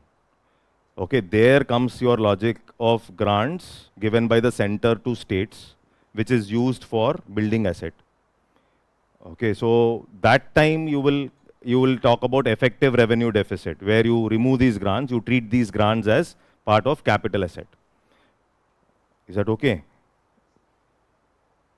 No.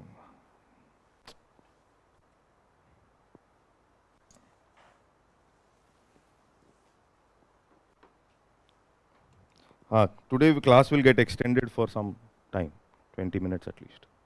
Psychologically, you should be ready. Those who want to bunk can bunk after the break. So that is the reason I'm telling you beforehand. Okay, so one is, this is about the government budget.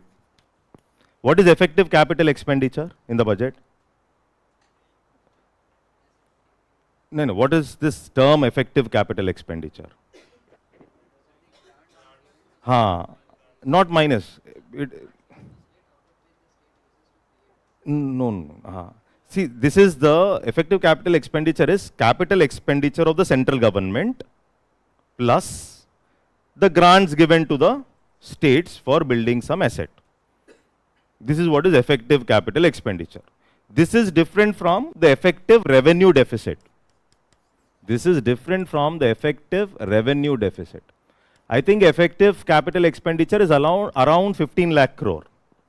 Capital expenditure was around 11 lakh crore. Madam has only spent 37 to 39% of that 11 lakh crore.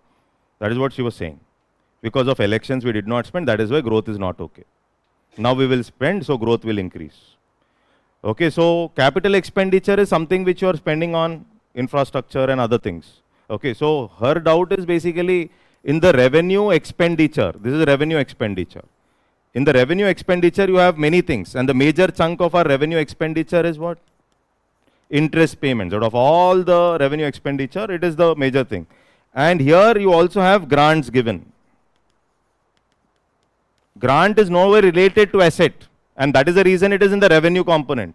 We will not put it in the capital component, in the capital expenditure. But the question is, if the center has given some grants to states, see if a regular question comes up, the regular question says grants given by the central government. Where will I put it? Revenue expenditure. Unless mentioned that these grants are used for some capital purpose.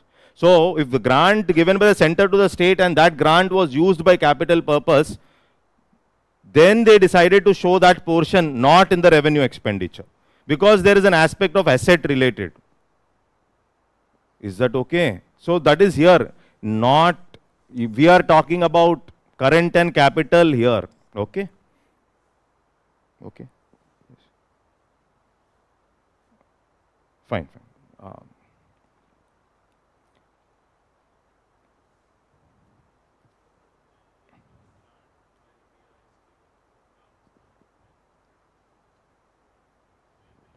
See, this is basically grants given to other countries. I'll put it as a revenue expenditure.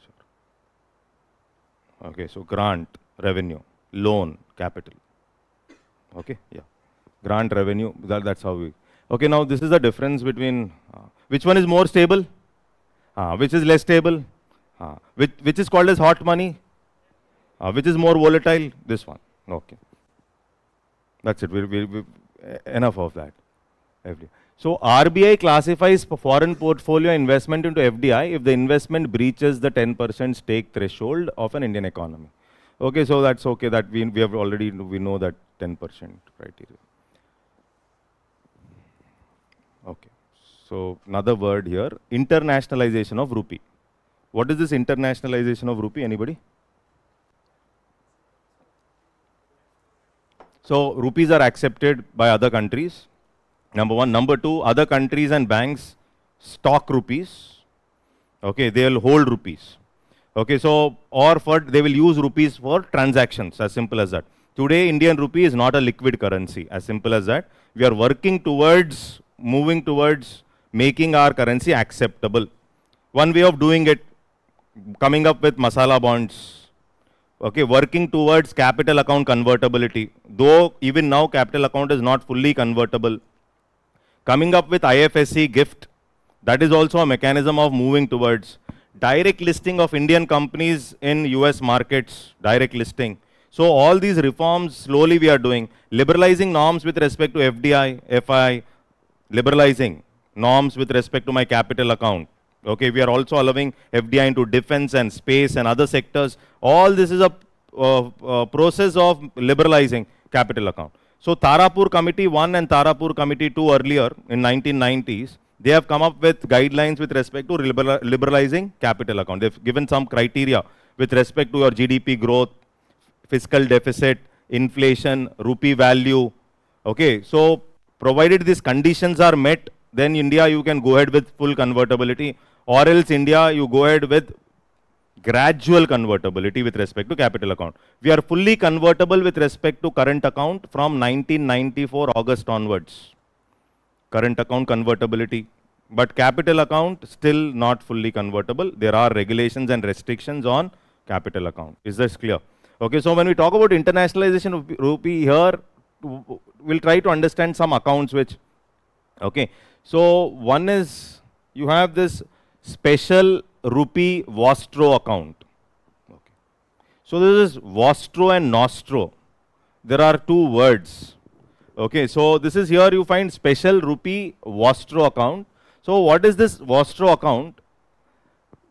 The Vostro account is an account that domestic banks, Indian bank, let's say, is holding the account of a foreign bank. Okay, so a foreign bank's account in my country. Foreign bank's account in my country in rupees. Are you able to get this? Foreign bank's account. Let's say SBI is opening the bank account of some other bank in India, and that account is in rupees. Are you able to get this? Okay, so what is, so your account in my country. Okay, my account in your country, Nostro. Okay, so one is Vostro, another one is Nostro. So here if you see, Vostro account is an account that domestic bank, Indian bank let's say, holds for foreign bank in Indian currency. Is that okay? In Indian currency, that is what? Okay, it's an additional arrangement to existing system that uses freely convertible currencies and works as a complementary system. So this is, so that there from there you will not understand. So here if you see, I'll read out, it's very simple. The settlement of international trade through Indian rupees is an additional arrangement to the existing system of settlement that uses freely convertible currencies and works as a complementary system. So here what will happen is, freely convertible currency, everybody knows what is a freely convertible currency. Dollars, euros, pounds, Japanese yen, and now Chinese renminbi to some extent. These are all freely convertible currencies. Okay, so now we want to reduce our dependence on these freely convertible currency. Okay, and that is why this account is open, that is SRVA, or this rupee Vostro account has been opened. Now, what is the main aspect of this account? It entails three important components. One, invoicing, exchange, and settlement. See, in simple words, let's say there is an importer or exporter in India. He is selling a good, or maybe he is rendering a service, etc. Then payments are going to be made. So, for example, let's say I am an importer. I have purchased something from another country. I am not paying in dollars. I am paying into this account in rupees. Are you able to get this? Tomorrow there is an exporter who has exported and he has to be getting some payment, let's say. So his payment will also be settled from this account. Are you able to get this? There is this money, rupees in this. Okay, so this payment can be settled in rupees. So this is what happens when you have such kind of accounts. Now, the authorized domestic dealer banks, those authorized to deal in foreign currencies, are required to open these accounts for correspondent banks of the partner trading country. Let's say US is the trading country. For the US bank, let's say SBI has opened this account in India, and this domestic importers are required to make payment in rupees into this account of the correspondent bank against the invoices for supply of goods or services from the overseas seller. This is what I explained. Overseas seller is selling something. Okay, so for the invoices generated, the Indian importer is making payment. He is making payment in rupees for these invoices, and that money is going into this account. Similarly, domestic exporters are to be paid the export proceeds in rupees from the balances in the designated account of the correspondent bank of the partner country. The exporters are there, they should receive money. So their payment is also done from the balances that are there in this SRV account. This is what they are doing. As for availing an advance against exports, it would be the responsibility of the domestic bank to accord foremost priority to ensuring that the available funds are used to meet existing payment obligations. First thing is, existing payment obligations have to be settled, and then you are talking about those things that have to be settled at a later date. So this is the whole logic.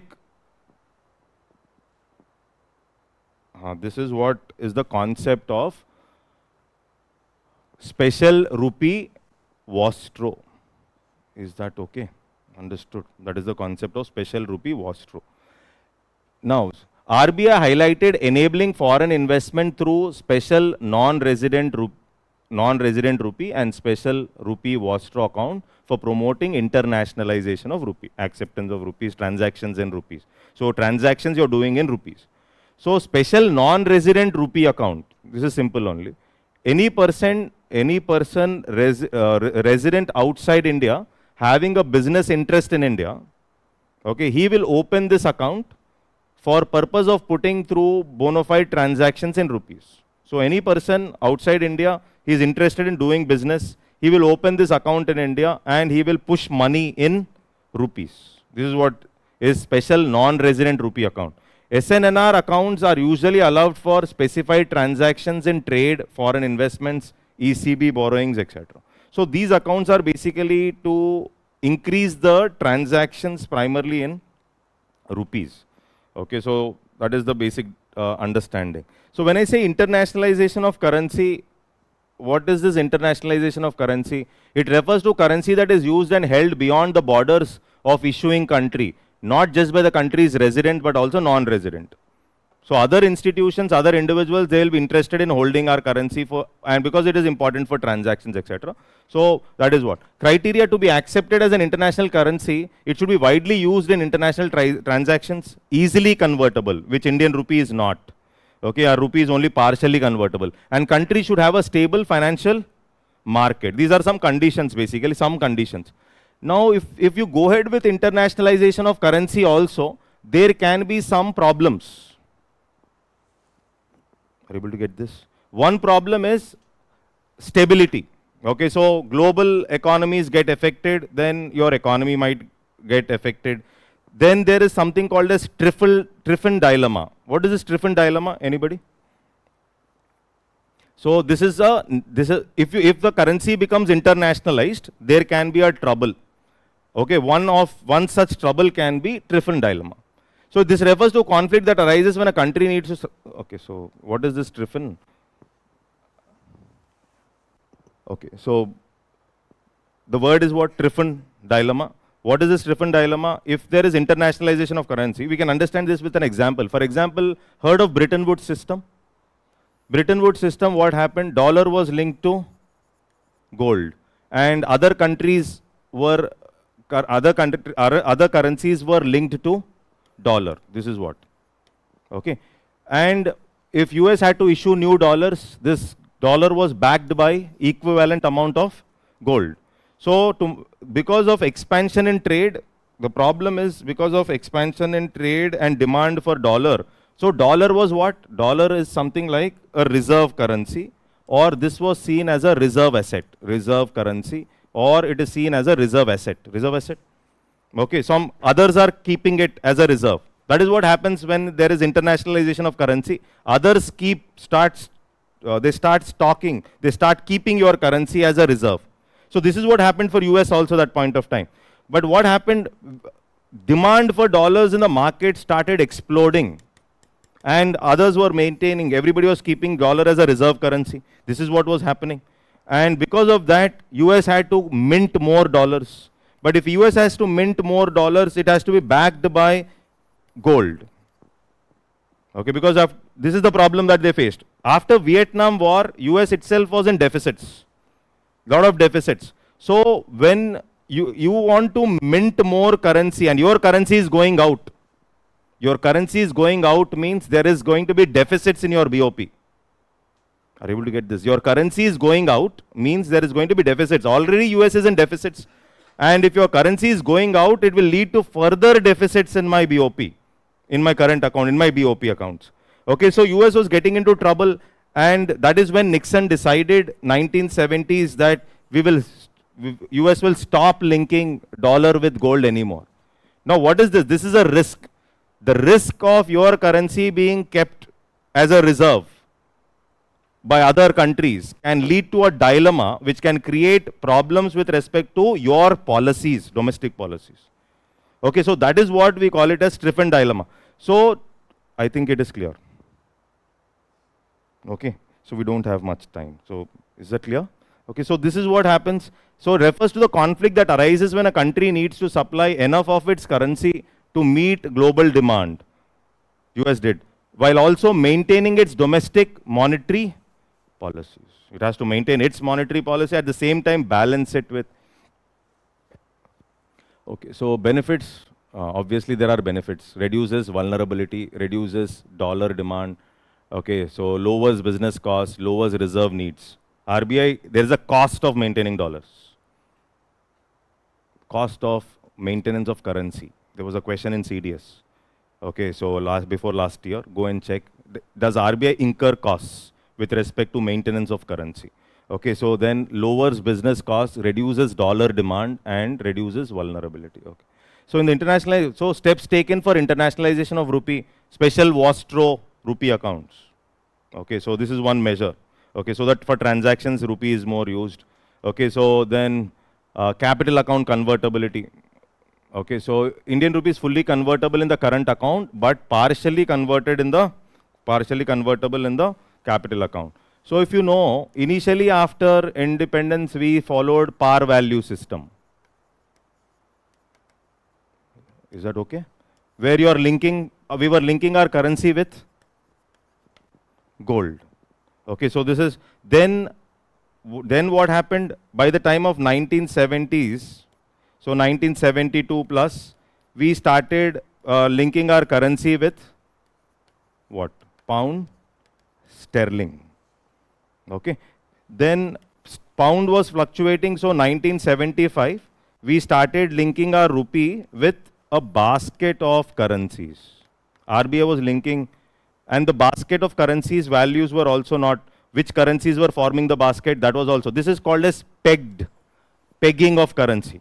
Par value, pegging, okay. Then 1992, we came up with LERMS, Liberalized Exchange Rate Management System. Okay. Liberalized Exchange Rate Management System. This is basically dual exchange rate. Dual exchange is what? 60-40. Is that okay? Dual exchange 60-40. 60% will be done in market, 40% would be done at a government related rate.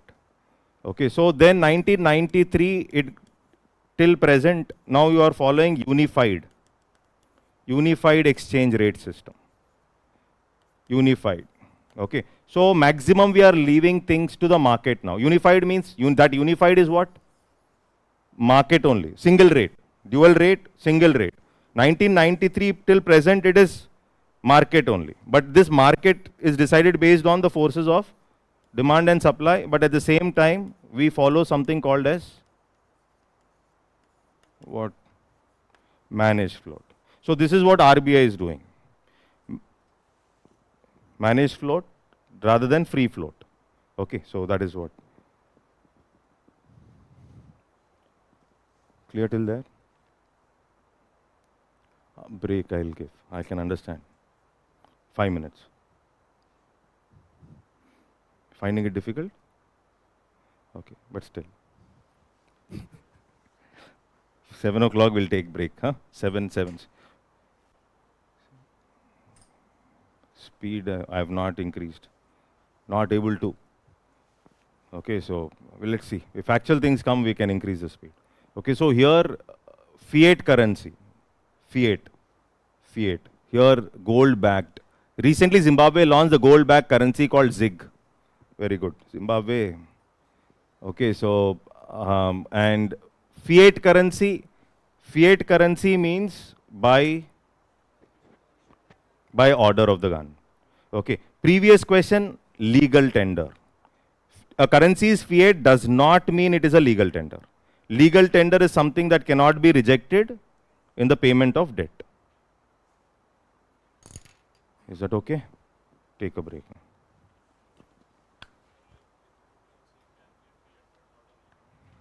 In India, basically, we can't say it's, we can't put it as a fiat also. No, El Salvador, yes, it's a legal tender. Legal tender. El Salvador, it is legal tender. Okay. No, basically, if suppose for tomorrow, let's say if government says crypto can be accepted as currency, just an example. Now also it's not illegal, it is legal only. But I can deny, let's say I can deny for transactions. Okay, you can deny in terms. So then that is not a legal tender. So all currencies issued by RBI, all money that is issued by RBI is a fiat plus a legal tender. Okay.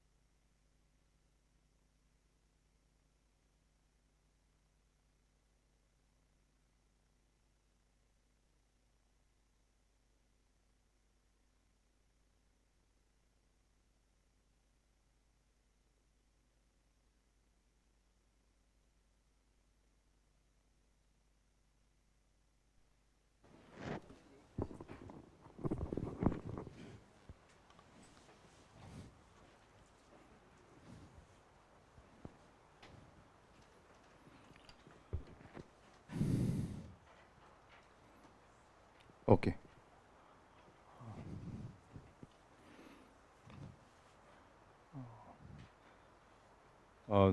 The top Bretton Woods Conference. Bretton Woods Conference, officially known as the United Monetary and Financial Conference, was held at Bretton Woods, New Hampshire. So here, the institutions, basically, when IMF and World Bank were in news, and these are Bretton Woods institutions.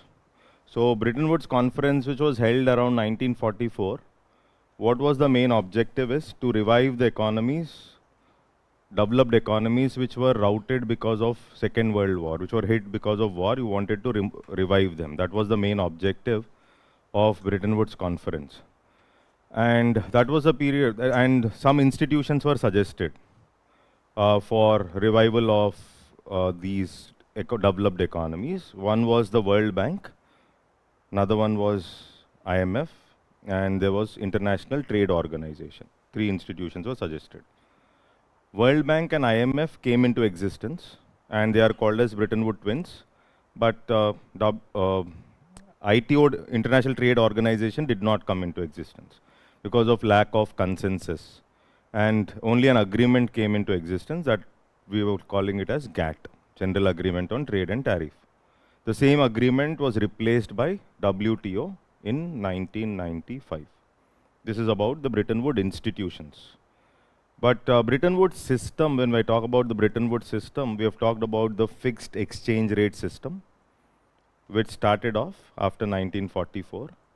And primarily, dollar was linked to gold, and most of the other countries' currencies were pegged with dollar. So this Bretton Woods system ended up by 1970s, 1973, when US stopped linking its currency with gold. This is what has happened. So one is the Bretton Woods institutions, IMF, International Bank for Reconstruction and Development. Now we are calling it as World Bank.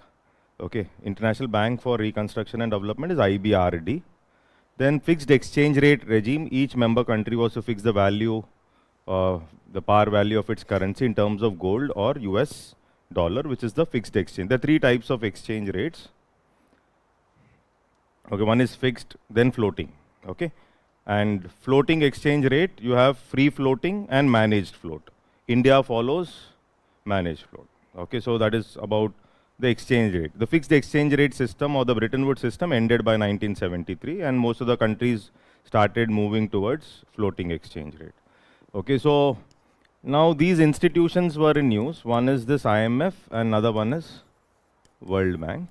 So whenever we talk about World Bank, we try referring to two institutions, that is IBRD and IDA, International Bank for Reconstruction and Development. This is the first institution which came into existence. And then IDA, International Development Association. Countries which are, see, IBRD basically is giving loans to middle income countries and credit-worthy low-income countries. It gives loans to middle income countries. India is a lower middle income country. Okay, so middle income countries plus credit-worthy low income. Credit-worthy, those capable of paying back. Credit-worthy, right?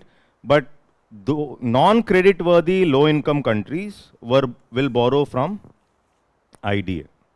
Non-credit-worthy low income countries will borrow from IDA. Okay, these two put together, we call it as World Bank. I think it is clear. IDA gives soft loan. IDA gives soft loans. It gives soft loans. And it also gives long-term grants and soft loans. Okay, so sometimes with 0% interest also. Primarily to non-credit-worthy low-income countries. Countries like India, we were borrowing from both. That means we were okay to borrow from IBRD, and because India was having a lot of poor people, we were also borrowing from IDA. So countries which could borrow from both were called as blend nations. Okay, World Bank has a lot of objectives, and one of the most important objective is handling what? Poverty. Okay, so this is one of the most important objective is this, handling poverty. And when I use the word World Bank Group, you have few more institutions. Along with this too, you have IFC, you have MEGA, and also ICSID. Now, the news which you would have read in the magazine is about guarantees or World Bank guarantees. That is the news. Okay, so World Bank has come up with a single platform for World Bank guarantees, and it has set that up in MEGA only, Multilateral Investment Guarantee Agency. So each entity has a different function. International Finance Corporation, or IFC, basically, this was the first institution.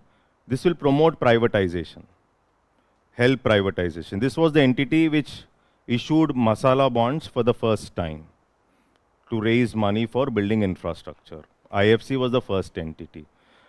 Multilateral Investment Guarantee Agency, it helps in giving guarantees against non-commercial risk.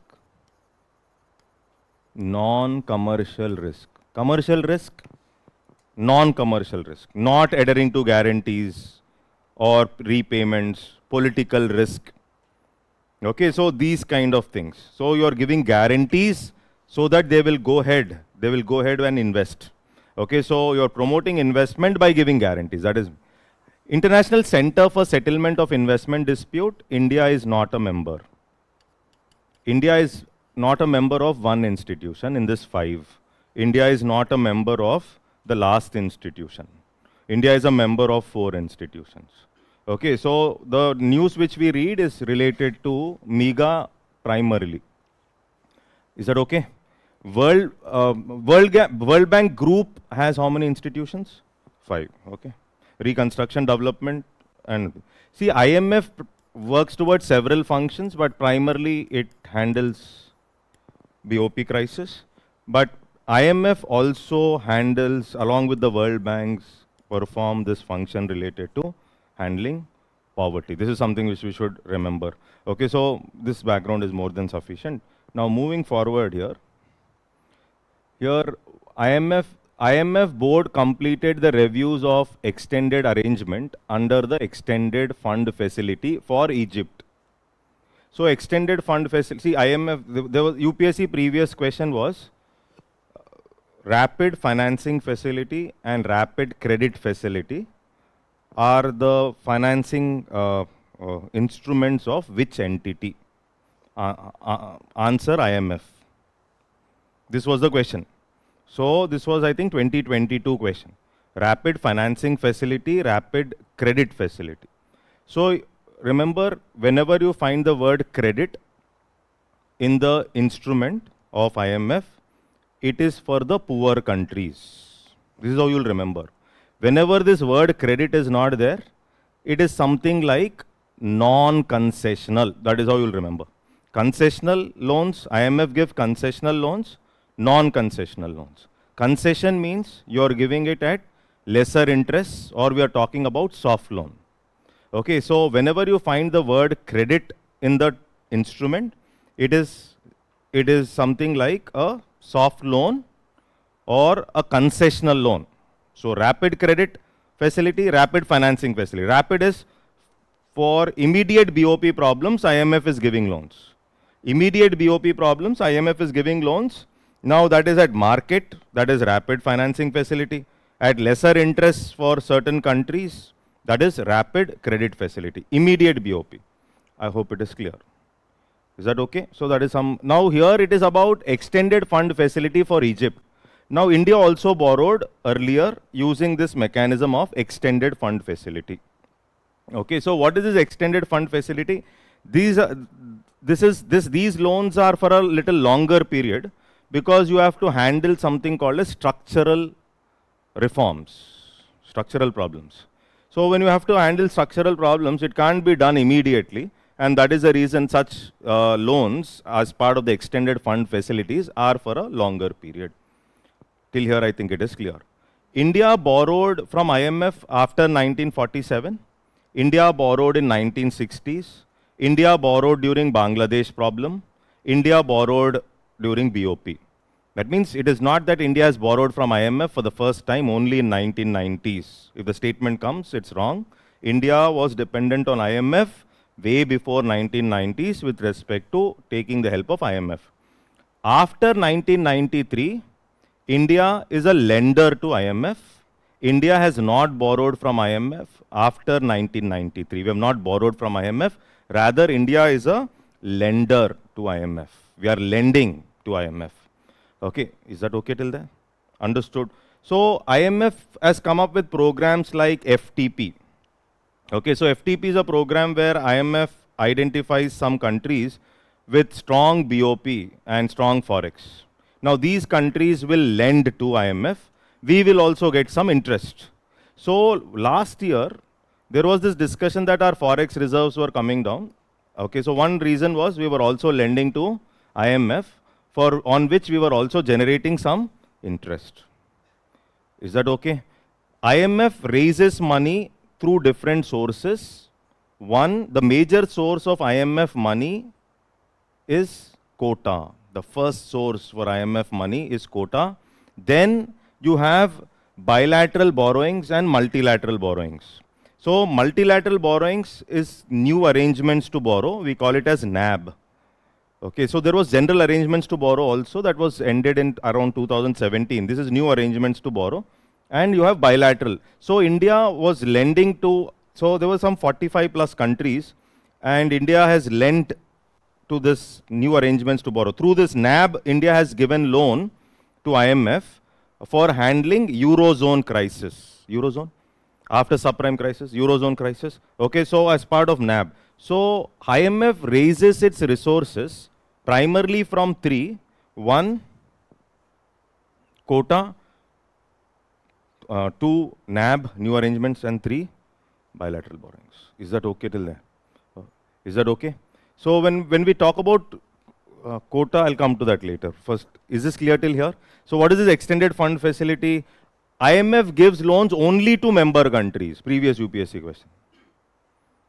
IMF gives loans to all member countries, all countries. Those were the days when easy questions were asked. Okay, so all member countries. IMF only gives loans to member countries. Okay, that was a previous question.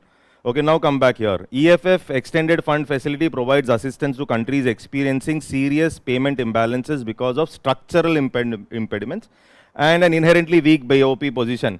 And this will not be short term, obviously. Why? Because you have to handle structural imbalances over an extended period. So therefore, EFF facility will not be for a short term period. This is what we have to remember. All member countries facing actual or potential external financing needs are eligible. Till there, I think it is clear. Okay, so then about IMF lending, IMF provides financial support to countries hit by crisis, unlike development banks. One important observation, remember, IMF does not lend for specific projects. IMF does not lend for specific projects. This is what is the important. Okay, so IMF has different lending instruments.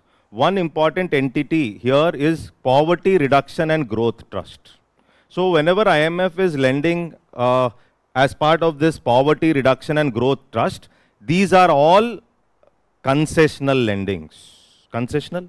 So whenever you find credit in the instrument, whether it is rapid credit, okay, extended credit facility, so that is basically you will have this Poverty Reduction and Growth Trust coming into picture, which is basically provides concessional financial support currently at zero interest rate, and it is better tailored to diversify needs of the low income countries. So remember, IMF also performs towards reducing poverty in association with World Bank. This is what is the understanding. It's not that IMF will only work towards the financing aspect and other things. IMF also works towards handling poverty, and this entity is very important, Poverty Reduction and Growth. Resilience and Sustainability Trust offers long-term financing to low-income and vulnerable middle-income countries seeking to build resilience to external shocks at affordable interest rates. Okay, so this is, I'll explain quota after this. This was added because of the previous question, I believe. So the gold tranche, reserve tranche refers to a credit system granted by IMF to its members. So this was a previous question that was already asked. Simple question, gold tranche, you have to just identify IMF. Rapid credit and rapid financing, you have to just identify that it is an instrument of IMF. See, IMF quota is the major source. Major source is quota. And India's quota is around, I think around 2.76, around, okay. And quota will be adjusted once every 5 years. Quotas will be changed once every 5 years. And the quota amount, how much you will pay, will be decided. The quota amount, how much you will pay, will be decided based on certain factors. 4 factors are there, but most important factor is GDP. Is that okay? This GDP also, there will be 60% of GDP will be decided based on the nominal exchange rate, and 40% would be decided based on PPP exchange rate. Okay, there are other factors also like international reserves, 5% weight, okay, economic variability, something like 15% weight, and also some other, there's another factor like openness to economy. Openness to economy. It's a weighted average of all this. That is how the quota will be decided. This will be around 30%. That means 0.3 multiplied by this, 0.15 multiplied by this. When I do this, we arrive at quota. Okay, so one important observation, 25% of my quota, you can maintain it in freely convertible currencies. Earlier we could maintain it in gold. Now you can maintain that in freely convertible currency. Now that is basically, that amount can be withdrawn without any conditions from IMF. 25% of quota will be maintained in freely convertible currency. Freely convertible currency. And this money can be withdrawn. This money can be withdrawn without interest payments, without conditions from IMF when you are in trouble. Is that okay? That is what we call it as the RTP positions, reserve tranche. Is that okay? 75% of this amount will be maintained with RBI. This is in our currency. But if you want to use this, conditions of, you need to take the permission of IMF. Okay, this also when you borrow within 3 to 4 years, this also has to be replenished. It's not like you took it and enjoyed. Okay, within 3 to 4 years, this also has to be replenished. Okay, so maximum money that they are getting, see, US has more than 16% quota. Okay, why? Because US has these factors. US credits a lot of money. And whenever you're on, more you put in, the more money you put in, because of your quota, more you can withdraw when you are facing problem. And this quota will also decide what? Voting strength. That is about the borrowing. So 3 things in borrowing. One is quota. Another one is multilateral borrowing. Third one is bilateral borrowing. FTP, you are lending to IMF. NAB also, you are lending to IMF. Okay, so India after 93 did not borrow from IMF. We are actually lending. That is what is the understanding. I hope it is clear till there. Okay. Now in our forex we have one instrument which is SDR. Okay, so can we raise debt? Can we raise debt in SDR? We can raise debt in SDR. Yes. What is this SDR? Special drawing rights. Who issued them? IMF, 1969. What is this? This is a reserve asset which we maintain. India's external debt is in dollar, rupee. Third one, SDR. Reserve asset does not mean it is a currency. It is not a currency. It is not a currency. It is not traded in the currency markets. We can't hold. We can't hold. We can't hold Private players cannot hold. Private players cannot hold. We can't hold. Okay, so we can't hold SDR. Is that okay? Can we take loans in SDR? Yes. That is what is SDR. It's a reserve asset as an alternative to dollar. This SDR can be exchanged with 5 currencies. Exchanged with 5 currencies. Dollar, euro, pound, yen and Chinese renminbi, Chinese currency. So SDR can be exchanged with these 5 liquid currency. Okay, so that is what is about IMF, SDR and all that. Now come to World Bank. World Bank Group guarantee platform went live for business. This is what is in news. Now, World Bank institution called MEGA, Multilateral Investment Guarantee Agency. The word itself is. Okay, so it gives some guarantees related to covering non-commercial risk. Non-commercial risk. Now here basically you're integrating all the experts and products into one single platform. That is what they call it as the World Bank Group Guarantee Platform. Okay, so what is the whole logic? Logic is you're giving guarantees so that the investors can invest in certain countries where there is a trouble. Okay, so what is this World Bank Group Guarantee Platform? Initiated in 2024, World Bank Group Guarantee consolidates all guarantee products and experts from across the World Bank Group, experts from all across the World Bank Group institutions. You have the group institutions are like IFC is there, MEGA is there, IBRD is there, IDA is there, and your institutions at the MEGA. Where are you putting it? At the MEGA basically. It is started at the MEGA. Okay, so what is the aim? To boost World Bank Group annual guarantee issuance to 20 billion by 2030. So World Bank gives guarantees. World Bank, it's a business. Guarantee is not free. Okay, so you're giving guarantee, it's not free, but it's a business basically. But you're coming up with giving World Bank guarantees for mostly non-commercial risk. World Bank guarantee provided to private lenders for infrastructure projects that require large loans, face significant political and sovereign risk. You're lending. Okay, so there is a risk involved. Okay, so what are the types of risk that are involved? So when we talk about risk, so what type of guarantees does the World Bank give in this? One is it gives political risk insurance against non-commercial risk, non-commercial, non-business risk. Okay, credit risk of loans to the public or private sector. Credit risk is the recovery of the money. You're giving loan, but the chances of recovery is limited. So that is a credit risk or a financial risk. Then trade finance, you're financing the trade. Okay, so and that guarantee is also given by the World Bank Group. So one is the trade finance guarantees, credit guarantees and political risk. That with respect to that World Bank guarantee, World Bank is in news. With respect to extended fund facility, IMF in news. Is that okay? This is about World Bank Group, 5 institutions, etc. India is not a member of one institution. India is not a member of one institution, that is ICSID only. India is a member of 4 institutions. Okay. Okay, let's move forward.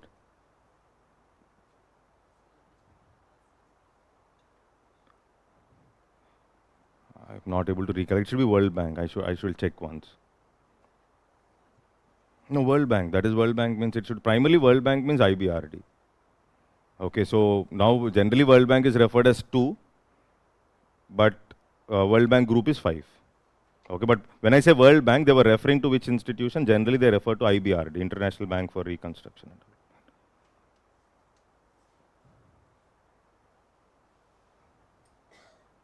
Okay, so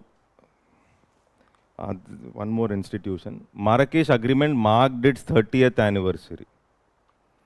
Actually, I don't believe in 30th anniversary, but 25, 50, 75, 100, Jubilee, Diamond, then we will study. But okay, but since they have given, we will touch. Is that okay? So 30th anniversary, and therefore we are talking about WTO. So WTO is a multilateral organization which handles multilateral trade, right? GATT agreement, GATT, okay, 1948, went on to become WTO. And WTO came into existence based on Marrakesh Agreement. WTO came into existence based on Marrakesh Agreement. This is what is Marrakesh Agreement laid the foundation of this institution called WTO. So the last round of GATT, that was the Uruguay round, 1986 and 1994. Uruguay round laid the foundation of. Okay, so WTO was signed in Marrakesh. Okay, now in the WTO we have ministerial conferences, right? So the highest decision-making body in WTO is the ministerial conference. Then you have the general council, and then you have the dispute settlement body. Dispute settlement body. Currently, the problem is with this dispute settlement mechanism in WTO. Why? Because there are it is not there. There are a lot of problems in the dispute settlement mechanism because there is an appellate body where you can appeal when there is a conflict. And this appellate body, there are judges who sit and give judgments. And there is no reappointment of judges. US was blocking the appointment of judges. See, the decision making in IMF is voting, and World Bank also is voting. But in IMF, World Bank, it's not one member, one vote system. So based on your quota, your vote strength would be decided. But in WTO, it is one member, the decision making in WTO is based on consensus. That is the basic difference in decision making when we compare IMF and WTO. I think it is clear. Okay. So now outcome formation of WTO replacing GATT serves as the foundation framework for trade relations among WTO members. Expanded scope to include trade and services, IPRs and more. So it will come anyhow. We'll establish the modern multilateral trading system for negotiation, dispute resolution. Actually, our PLI scheme also goes against WTO. But still we know that anyhow appellate body is not working. Let it go there. Anyhow it will fail. By the time judgment comes, we will implement. Okay, so that is how now that is the problem with WTO. Okay, is this clear? Okay, so now when we talk about developments in WTO, World Trade Statistics 2023 on agriculture exports. WTO released the World Trade Statistics on agriculture exports. The top 5 exporters you can see here. Okay, so just remember at least European Union and US. Okay, collectively the top 10 exporters represented a 71% share of world exports. India, 8th largest exporter. So if you're saying first or second, then remember, no. There also we are somewhere behind. Okay, so that is. India's export, this number we can't remember anyhow, leave it. Okay, so then anti-dumping duty. So yesterday I mentioned this duty, if you remember. It is to prevent dumping. India initiates anti-dumping probe into import from China to protect domestic industry from cheap imports. Basically, dumping is a mechanism where you are selling a product at a price lower than the price in your country. So you are doing that to kill competition. Okay, so that is what is dumping. And India is more worried about this dumping, especially from countries like China. World Tariff Profiles Report 2024. So this is about the non-tariff measures. There are different types of barriers, trade barriers. One is the tariff, another one is the non-tariff.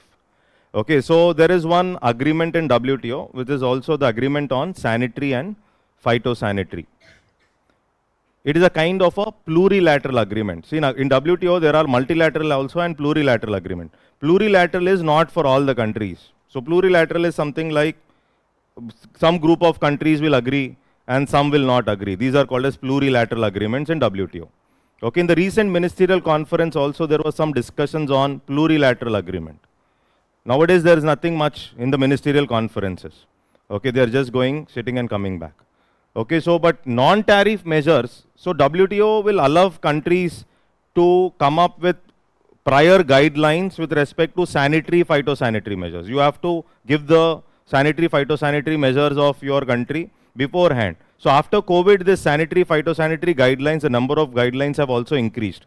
Okay, so here one observation is non-tariff measures are non-tax barriers, like sanitary, phytosanitary, that is something that affects plant and animal health, or quotas. Quota is what? Quantitative restrictions, or rules of origin.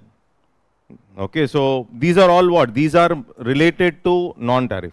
Non-tariff measures are defined as policy measures other than ordinary customs. Custom is a tax. It's not a tax, and that can be potentially detrimental to the international trade. Examples, what we have discussed. Though many non-tariff measures aim primarily at protecting public health or environment, they also affect the trade. So in the name of protection, you are affecting the trade. And why we are discussing this? India is the second largest with respect to usage, etc. That is what is the reason we are talking about. Is that okay? That is about non-tariff. Agriculture and food security. Okay. Now what? This is that is basically the 13th Ministerial Conference, Abu Dhabi, concluded without a permanent solution on public stock holding. Okay. So what is this public stock holding? I'm using for my FCI. FCI is procuring buffer stock. Okay, so this is all related to the agreement on agriculture in WTO. Anyhow, this will come up here. Agreement on agriculture in WTO. So WTO agreement on agriculture works towards three important aspects. One is the domestic subsidy, reducing the domestic subsidy. Second one is reduce the export subsidy you give. Third one is free trade or improved market access. Okay, so as part of the domestic subsidy, in the domestic subsidy, there are three different boxes. The three different boxes are amber, blue, and green. So the reduction of domestic subsidy is classified into three different boxes: amber, blue, green. And amber box is the most dangerous box. All trade distorting subsidies, which WTO feels it is distorting, is pushed into this box called as amber box. So WTO believes that this is trade distorting, and therefore it is part of this amber box. So the trade distorting criteria is based on those subsidies that will affect the immediate production. Those subsidies which are affecting the immediate production, immediate output, they're affecting the immediate. Suppose your subsidies are leading to future output, then they are not seen as trade distorting by WTO. If your subsidies are leading to immediate production, immediate increase in production or output, those subsidies are seen as trade distorting and they are part of the amber box. Is that okay? Okay. So, and these subsidies which are part of the amber box, you can't give beyond a certain level. That is what we call it as the de minimis level of subsidy. So that particular subsidy in the amber box should not cross a certain level. And that level is what we call it as the de minimis level of subsidy. Is that okay? De minimis level of subsidy for the developed country is 5% of the agricultural GDP. Developed countries, the de minimis level is 5% of the agricultural output. Developing countries, it is 10% of the agricultural output, not the total output, agricultural output. Is that okay? Is this clear? So, in this amber box, there are different subsidies. One is the product-based subsidies, like our MSP. Our MSP is a product-based subsidy, and that will affect the production or output. And MSP is part of my amber box subsidy, MSP. It also has some other subsidies which are given on inputs like seeds, fertilizers, etc. These things also will be part of my amber box. So input subsidies for the farmers as well as the product subsidies like MSP, everything would be part of my amber box. Now the problem is, if India's National Food Security Act, which came up in 2013, National Food Security Act, which came up in 2013, we wanted to cover 67% of the population, very ambitious, before election. No? Okay, so you want to cover 67% of the population. To cover 67% of the population, you have to increase your buffer. To increase buffer, we have to give more MSP. When we give more MSP, we were about to cross the de minimis level of subsidy. Is that okay? Because of that reason, this was discussed in the Bali Ministerial Conference in 2013. This discussion related to public stock holding came up in the Bali Ministerial Conference in 2013. That wasn't, I think it's, 2013. That was the 9th Ministerial Conference. Okay, so there they said, they came up with a peace clause. What is a peace clause? They said, India, if you cross the de minimis also, it's okay, till 2017. That means they said temporary relief we will give you till 2017. Okay. But after 2017, we wanted a permanent solution. We don't want temporary solution for public stock holding. Public stock holding is the buffer stocks and for food security. So we wanted a permanent solution. We were expecting a permanent solution from the beginning, but we could not achieve that permanent solution even in the 13th Ministerial Conference. Okay, that is what is the discussion. Got it? So we did not achieve means they could not. Okay, they could not come up with a permanent solution with respect to the public stock holding. Domestic, export, market access. 3 things under agreement on agriculture. Peace clause, India stand, 9th Ministerial Conference, Bali, 2017. Okay. Domestic subsidy in the agriculture agreement has 3 boxes. In that 3 box, amber box is trade distorting. Completely non-trade distorting subsidies are part of green box. Production limiting subsidies are part of blue box. You are giving subsidies not to produce. That is what we call it as production limiting subsidy, which is part of the blue box. Okay, that is about that WTO that discussion. Okay, so then see here.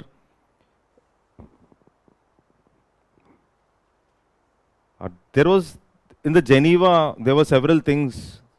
Geneva conference, there were several things. That was a 12th Ministerial Conference. So they've discussed on many things, and they were discussing on permanent solution with respect to public stock holding. Okay, they were discussing with respect to liberalizing norms with respect to e-commerce.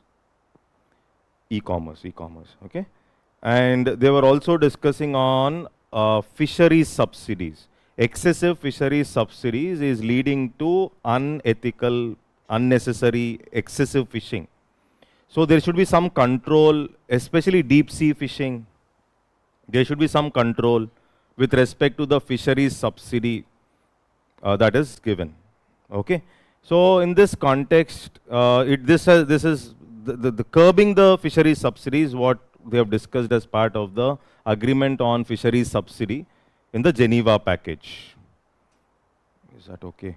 Countries like India, we were exempted to some extent. Why? Because first of all, we are not into doing too much of deep sea fishing. Second is artisans, etc., or traditional farmers. These restrictions on subsidies will not apply. Okay, so that is, so WTO agreement on fisheries was adopted during the 12th conference of WTO held in Geneva to curb harmful subsidies which contribute to depletion of world's fish stocks. SNDT measures, see, SNDT is a mechanism, special and differentiated treatment. This is something like the developing countries and LDCs are given special preference and they are treated differently from the developed world. The agreement may be same, but probably you will give more implementation time period, etc., when it comes to developing and LDCs, which we generally call it as SNDT measures. So most of the agreements you find a longer longer transition period to implement agreements. All that is basically part of the SNDT. So developing countries and LDCs have been allowed a transition period of 2 years from the date of entry into force of this agreement. So immediately you need not implement it. You, as part of the SNDT measure, you will be given more time for implementation. Okay. No, not accepted. Acceptance from 2/3 of WTO members is needed for the agreement to come into effect. The agreement is still short of 24 countries. as of December. That means it's like consensus issues are there with respect to this. India is not part of the agreement. This is what is important for prelims. India is not part of the agreement. India's demand, countries that have given large subsidies in the past are and responsible for fish stock depletion should bear the greater responsibility under the polluter pay principle and common but differentiated responsibility. India nowadays talks about common but differentiated responsibility, especially with respect to environment related aspect, etc. Logic being Kuznets curve. Okay, Kuznets curve. Okay, so countries which have developed faster, they've already spoiled the environment enough. Okay, and now you are asking us not to spoil. We will also think and not spoil. That means you can't bind us. It should be voluntary, as simple as that. Okay, so clear. Exception for developing countries and small economies to provide subsidies for the fisheries sector. This is what, there is an exception. That means exemption was allowed for developing and certain small economies to provide subsidies. Is that okay till there? Understood. Okay, so WTO commemorated the 30th anniversary. 30th again this. Okay, but fine. Okay, 30th anniversary of the agreement on TRIPS. Okay. See, there are different agreements in WTO. Agreement on agriculture, TRIMS, TRIPS, agreement on sanitary, phytosanitary. There are agreements like GATS, General Agreement on Trade in Services and other things. Okay, earlier previous UPSC question was on TRIMS agreement, trade related investment measures. You can go back and check the question. And one of the statement was, this TRIMS agreement is only for goods. And that is a right statement. It is not applicable for services. So this was the point actually in that particular question which will help you to mark the answer. Okay, so now this is related to intellectual property rights, IPRs. So when we talk about IPRs can be patents, copyrights, trademarks, geographical indicators, integrated circuit designs, okay, and even industry designs as well. So, and even packaging techniques, many things. So all this is part of the TRIPS. So earlier, before TRIPS came into existence, 1995, so the intellectual property rights were primarily related to, based on Paris Convention. But the Paris Convention was liberal in nature. It was very liberal in the sense that it was primarily giving the domestic national governments more strength to amend as they like. And therefore, the developed countries like US did not like the Paris Convention. They wanted a more stronger IPR policy. And that is the reason they came up with this agreement called TRIPS. Is that okay? And this TRIPS focuses on two important things. One is increasing expanding the focus of IPRs. That is, you will not just talk about patent, copyright, talk about trademark, geographical indicator, okay, and even trade secrets, undisclosed information, everything at one place.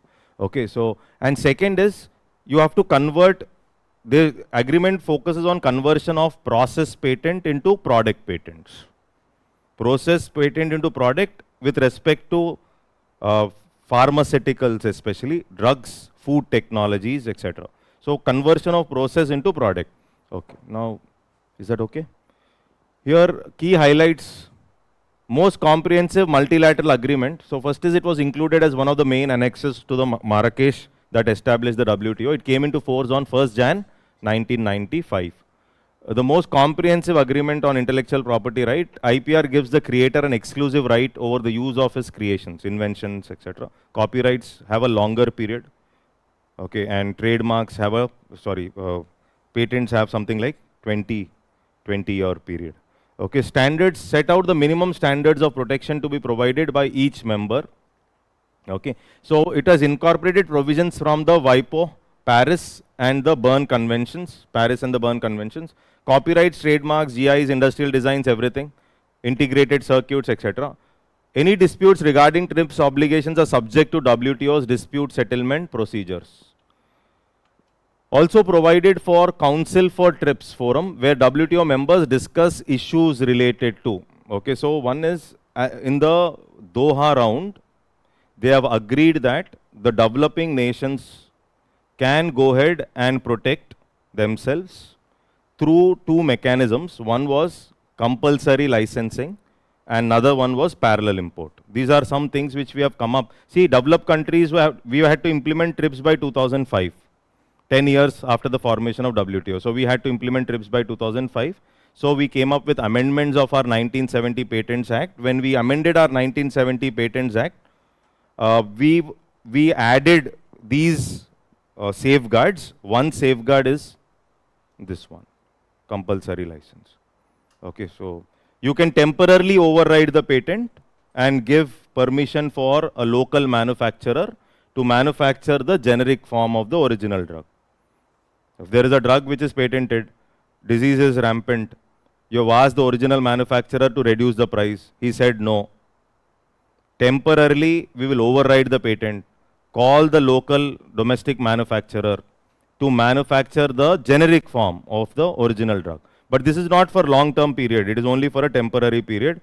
During that period, we will also pay royalty to the original manufacturer. This is what is compulsory licensing approved in the Doha Ministerial Conference. Okay, so that is about enough of tips. Unnecessarily 30th.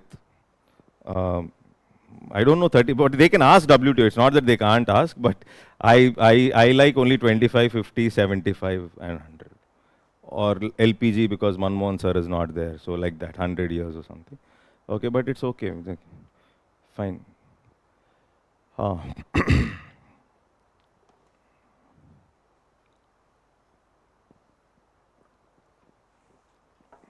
If it is not completed in 4, I will take 5 or maybe 1 class extra for completion, but I can't jump. Okay, so factual areas, few things I will tell you, like you can read few areas. Okay, so but I will underline them so that you can read which area. Okay, so that is what we can do. Okay, now see, this is why now the word, this is growth and development. That means it involves topics like national income, human development index, poverty index, and other things, right? Here, if you see, there is a sluggish growth. This is why it's in news. Sluggish growth in GFCF, gross fixed capital formation. And this was a significant challenge for the economy. Now this graph is showing GFCF formation at constant prices.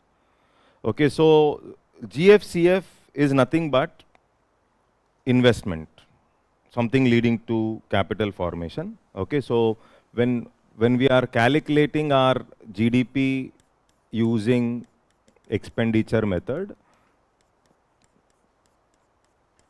this is the formula which all of you should be knowing. In my investment, this is nothing but GCF. That is gross capital formation. In that you have major component is GFCF, gross fixed capital formation. And there is also change in inventory, or we can say it is change in inventory. Okay, and change in inventory, or we can call it as change in stock. Change in stock. And you also have the change in valuables like gold, etc. Other things put together. All this put together is my I, or the gross capital formation. In that, major chunk is gross fixed capital formation or fixed assets. So in this fixed assets, there is contribution from government also. There is contribution from the private also. there is contribution from us also. We are building some land on the existing land, etc. Okay, so we are building some constructions we are doing on existing land, etc. All that will also be figured out in the gross fixed capital formation. Okay, so this is an indicator. This infrastructure, roads, everything will come here. Okay, so this is an indicator for growth. That means GFCF indirectly impacts my economic growth. So madam is talking about capital expenditure, etc. So madam spending, public spending on these aspects like infrastructure, road, will also lead to increase in my GDP. So this quarter GDP was bad. How much was it?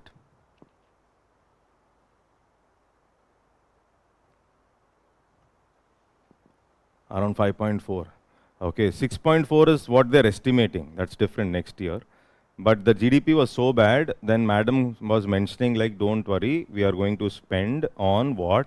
We are going to spend on GFCF.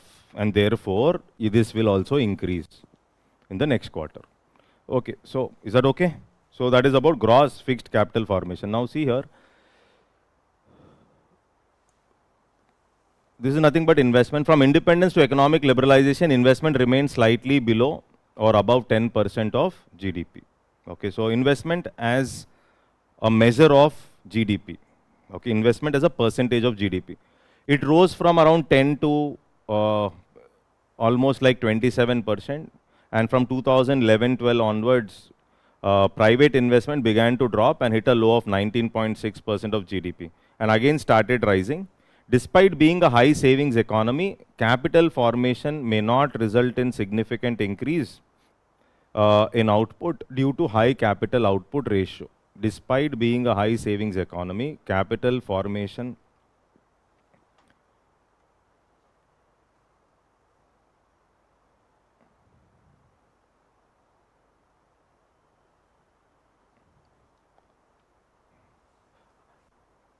so this is something like GDP is yesterday remember Harold Dahmer, rate of investment and inversely proportional to capital output ratio. Though your rate of investment may be more, though your GFCF may be more, but the output on GDP will be less if this is more. That is what is the statement. That is what is the statement. Okay, so your efficiency of investment will come down if capital output ratio is high. That is what, is that okay? So that is what is that line. Okay, so that is what they are saying. Now what is this gross fixed capital formation? It refers to the growth in size of fixed capital in the economy.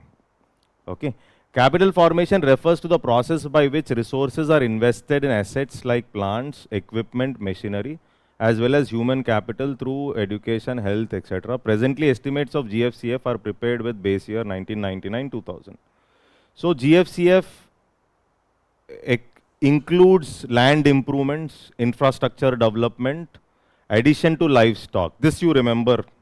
So government's recent data additions, if you observe, addition to livestock repeatedly is also part of GFCF.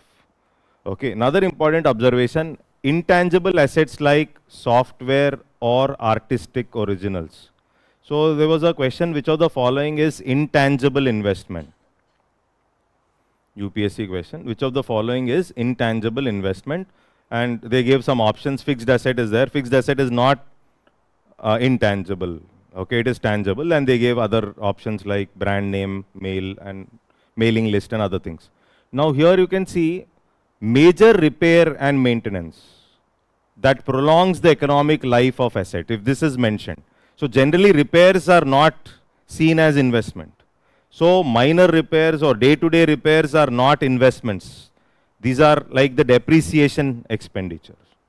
Okay, so they are not part of the GFCF. But when it comes to the major repair and maintenance that is prolonging the economic life, you're including it in the GFCF. This can be a trap. So these two things can be trapped. One is addition to livestock used repeatedly, and second is major repair and maintenance that prolongs the economic life. Is this clear? Understood? The difference between GFCF and GCF I have discussed. The difference between GCF is the wider one. In GCF you have GFCF, change in stock, that is the change in inventory, plus the change in valuables. Okay, all that put together is GCF. And the major component of GCF is GFCF. Is that clear? Net capital formation is after removing the depreciation and other things. Gross investment, net investment, basic understanding. Okay, net investment is equal to gross minus depreciation.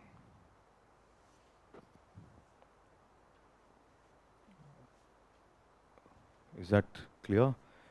See, later on when you revise, okay, so that time when you're revising, let's say you're reading WTO or when you're reading GFCF, first thing you should do is, what were the previous questions asked? That is what, okay, and second is, why are we reading it? What is, okay, so probably class will make some words more easier for you. So there are some difficult words like those accounts like nostro, gistro, now there should not be any problem. So when you're reading, and then when you're reading also see if it will come or not. If it is like you feel that it will not come in exam, how will you understand? You'll understand by reading that this might not come in the exam, etc. Then you'll only just glance it through. And where there is a higher scope of digging deeper, for example, they can ask a lot of questions. Through this chapter, through this article, I can revise national income. So when I'm reading this, my national income revision will be over. That is how you will read. So investment, what were the questions asked? What is intangible investment? Earlier, what were the questions asked? GFCF. What are the trends in GFCF? 5 years. Did it increase? Did it decrease?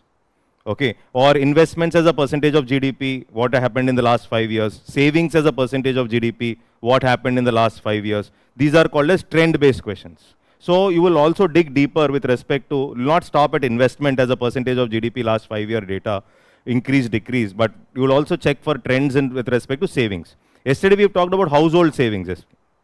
Remember? Household savings were falling, etc. But check the savings as a percentage of GDP. How much is the savings percentage of GDP? Was it increasing? Was it decreasing, etc. Then GFCF, what is increasing, whether it was decreasing. That is how I think you should be reading the next time when you read. Okay, now come back.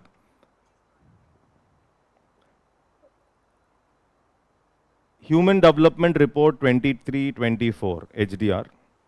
Okay, so here UN Development Report released Human Development Report 23, breaking the gridlock, reimagining cooperation in a polarized world. So the report highlights the rise of democracy paradox. That means if you ask, do you like democracy? You'll say yes. But whom will you vote? Means you will not vote to a Democrat, or you will not vote to somebody who believes in democratic principles. This is what it was saying. That is what is democracy paradox. Report highlights the rise of democracy paradox. Democracy paradox means where the population thinks positively about democracy because they don't understand it. They say yes, yes. But supports leaders who undermine democracy. This is the trend, not just in India, but it is elsewhere also. Okay, so key findings about India. One is India's Human Development Index value increased to 0.644, registering improvement in all components of HDI. First of all, when we talk about HDI index, you have 3 important dimensions. One, long and healthy life, knowledge, and standard of living. Is that okay? So these are the 3 criteria. Or here you have the life expectancy, education, and GNI index. Okay, so here these are the criteria based on which. Now one more important observation here. Human Development Report is released by UNDP annually since 1990. And HDI is developed by Pakistani economist Mahbub al-Haq, published since 1990. And HDI is the core of Human Development Report. So this Human Development Index is the core of Human Development Report. Okay, India's HDI value, HDI rank improved to 134 in 2022 from 135 in 2021. Okay, so we are there only. Okay, so that is about Human Development Index.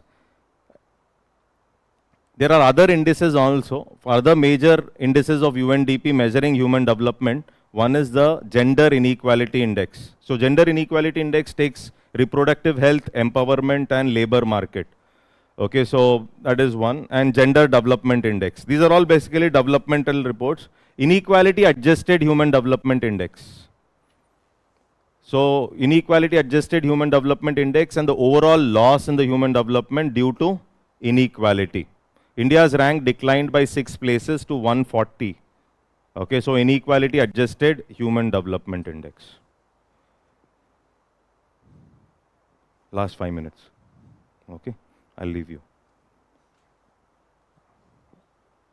We'll discuss this and we'll wind up. Okay, so this is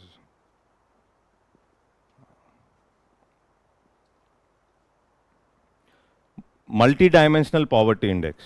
I think most of you should be knowing. So this also, it also takes the 3 criteria which we consider in the human development index. These are okay. And Global Multidimensional Poverty Index Report 2024 published jointly by UNDP and Oxford Poverty and Human Development Initiative. Okay, so this we would discuss in the regular classes also, right? So this is basically by UNDP, and so this is quite different from the other models like where you check the income or the per capita consumption expenditure method of measuring poverty. This is a kind of an output method. Okay, output method. Okay, so key findings: 1.1 billion people live in acute multidimensional poverty. So when we talk, this is what the finding says: 1.1 billion live in acute multidimensional poverty. So how do you rate them in multidimensional poverty? So first thing is, if you observe, there are 3 dimensions, there are 10 indicators. 10 indicators, okay, 10 indicators. Here you can see health. 3 dimensions means 1/3, 1/3, and 1/3. Okay, and 10 indicators here. In health, you have nutrition, child mortality. In education, you have years of schooling, school attendance. In living standards, you have assets, housing, electricity, drinking water, etc. Niti Aayog's multidimensional poverty index is also there. There we have how many indicators? There are 12 indicators. That is also given here. So bank account and maternal health are the 2 other indicators which are there when it comes to national multidimensional poverty index. So government was saying we have pulled 25 crore people out of multidimensional poverty. Okay, so a person is deprived of 1/3 or more weighted indicators, 1/3 or more of the weighted indicators, they are identified as multidimensionally poor. You are deprived of more than 1/3 or more of the indicators, you are categorized as multidimensionally poor. Okay, so here 2 things here. One is this data, of course, I don't think they will ask. With 234 million, India was the country with largest number of people in extreme poverty. Polycrisis, according to World Bank's Poverty, Prosperity and Planet Pathways out of the Polycrisis report, global poverty reduction and global prosperity gap have stalled during last 5 years, impacted by polycrisis. So this is what it says. What is this polycrisis? It refers to a situation where multiple crises are there. One of slow economic growth, increased fragility, climate, heightened uncertainty have come together at the same time. So that is the reason handling poverty also becomes difficult. Prosperity gap is the average factor by which income needs to be multiplied to bring everyone in the world to the prosperity standard of $25 per person per day. So I'll repeat this. Prosperity gap is the average factor by which incomes need to be multiplied to bring everyone in the world to the prosperity standard of $25 per day. Okay, so you should be knowing about poverty. You'll come across that anyhow. Okay, so one is we talk about head count ratio. Okay, so it measures number of people who are below the poverty line. What percentage of people? That is, we call it as incidence of poverty. Then we have poverty gap ratio, which measures intensity of poverty. Poverty gap ratio, squared poverty gap index, These two measure intensity. Okay, and head count ratio, the number of poor, the number of people, what percentage of population are below poverty line. That is what the head count ratio talks about. It only talks about how many are poor. It will not talk anything about like how much or how poor they are. So if you want to know how poor they are, there are other ratios like poverty gap ratio and squared poverty gap index, or there is sane index. Okay, so these are some indices which are used. Is that okay? Understood. So, so what is the news? News is very limited. So in the news, one is the word to be understood here: polycrisis, democracy paradox, India's performance in the Human Development Report. Is that clear? Okay, I'll stop here then. Thank you.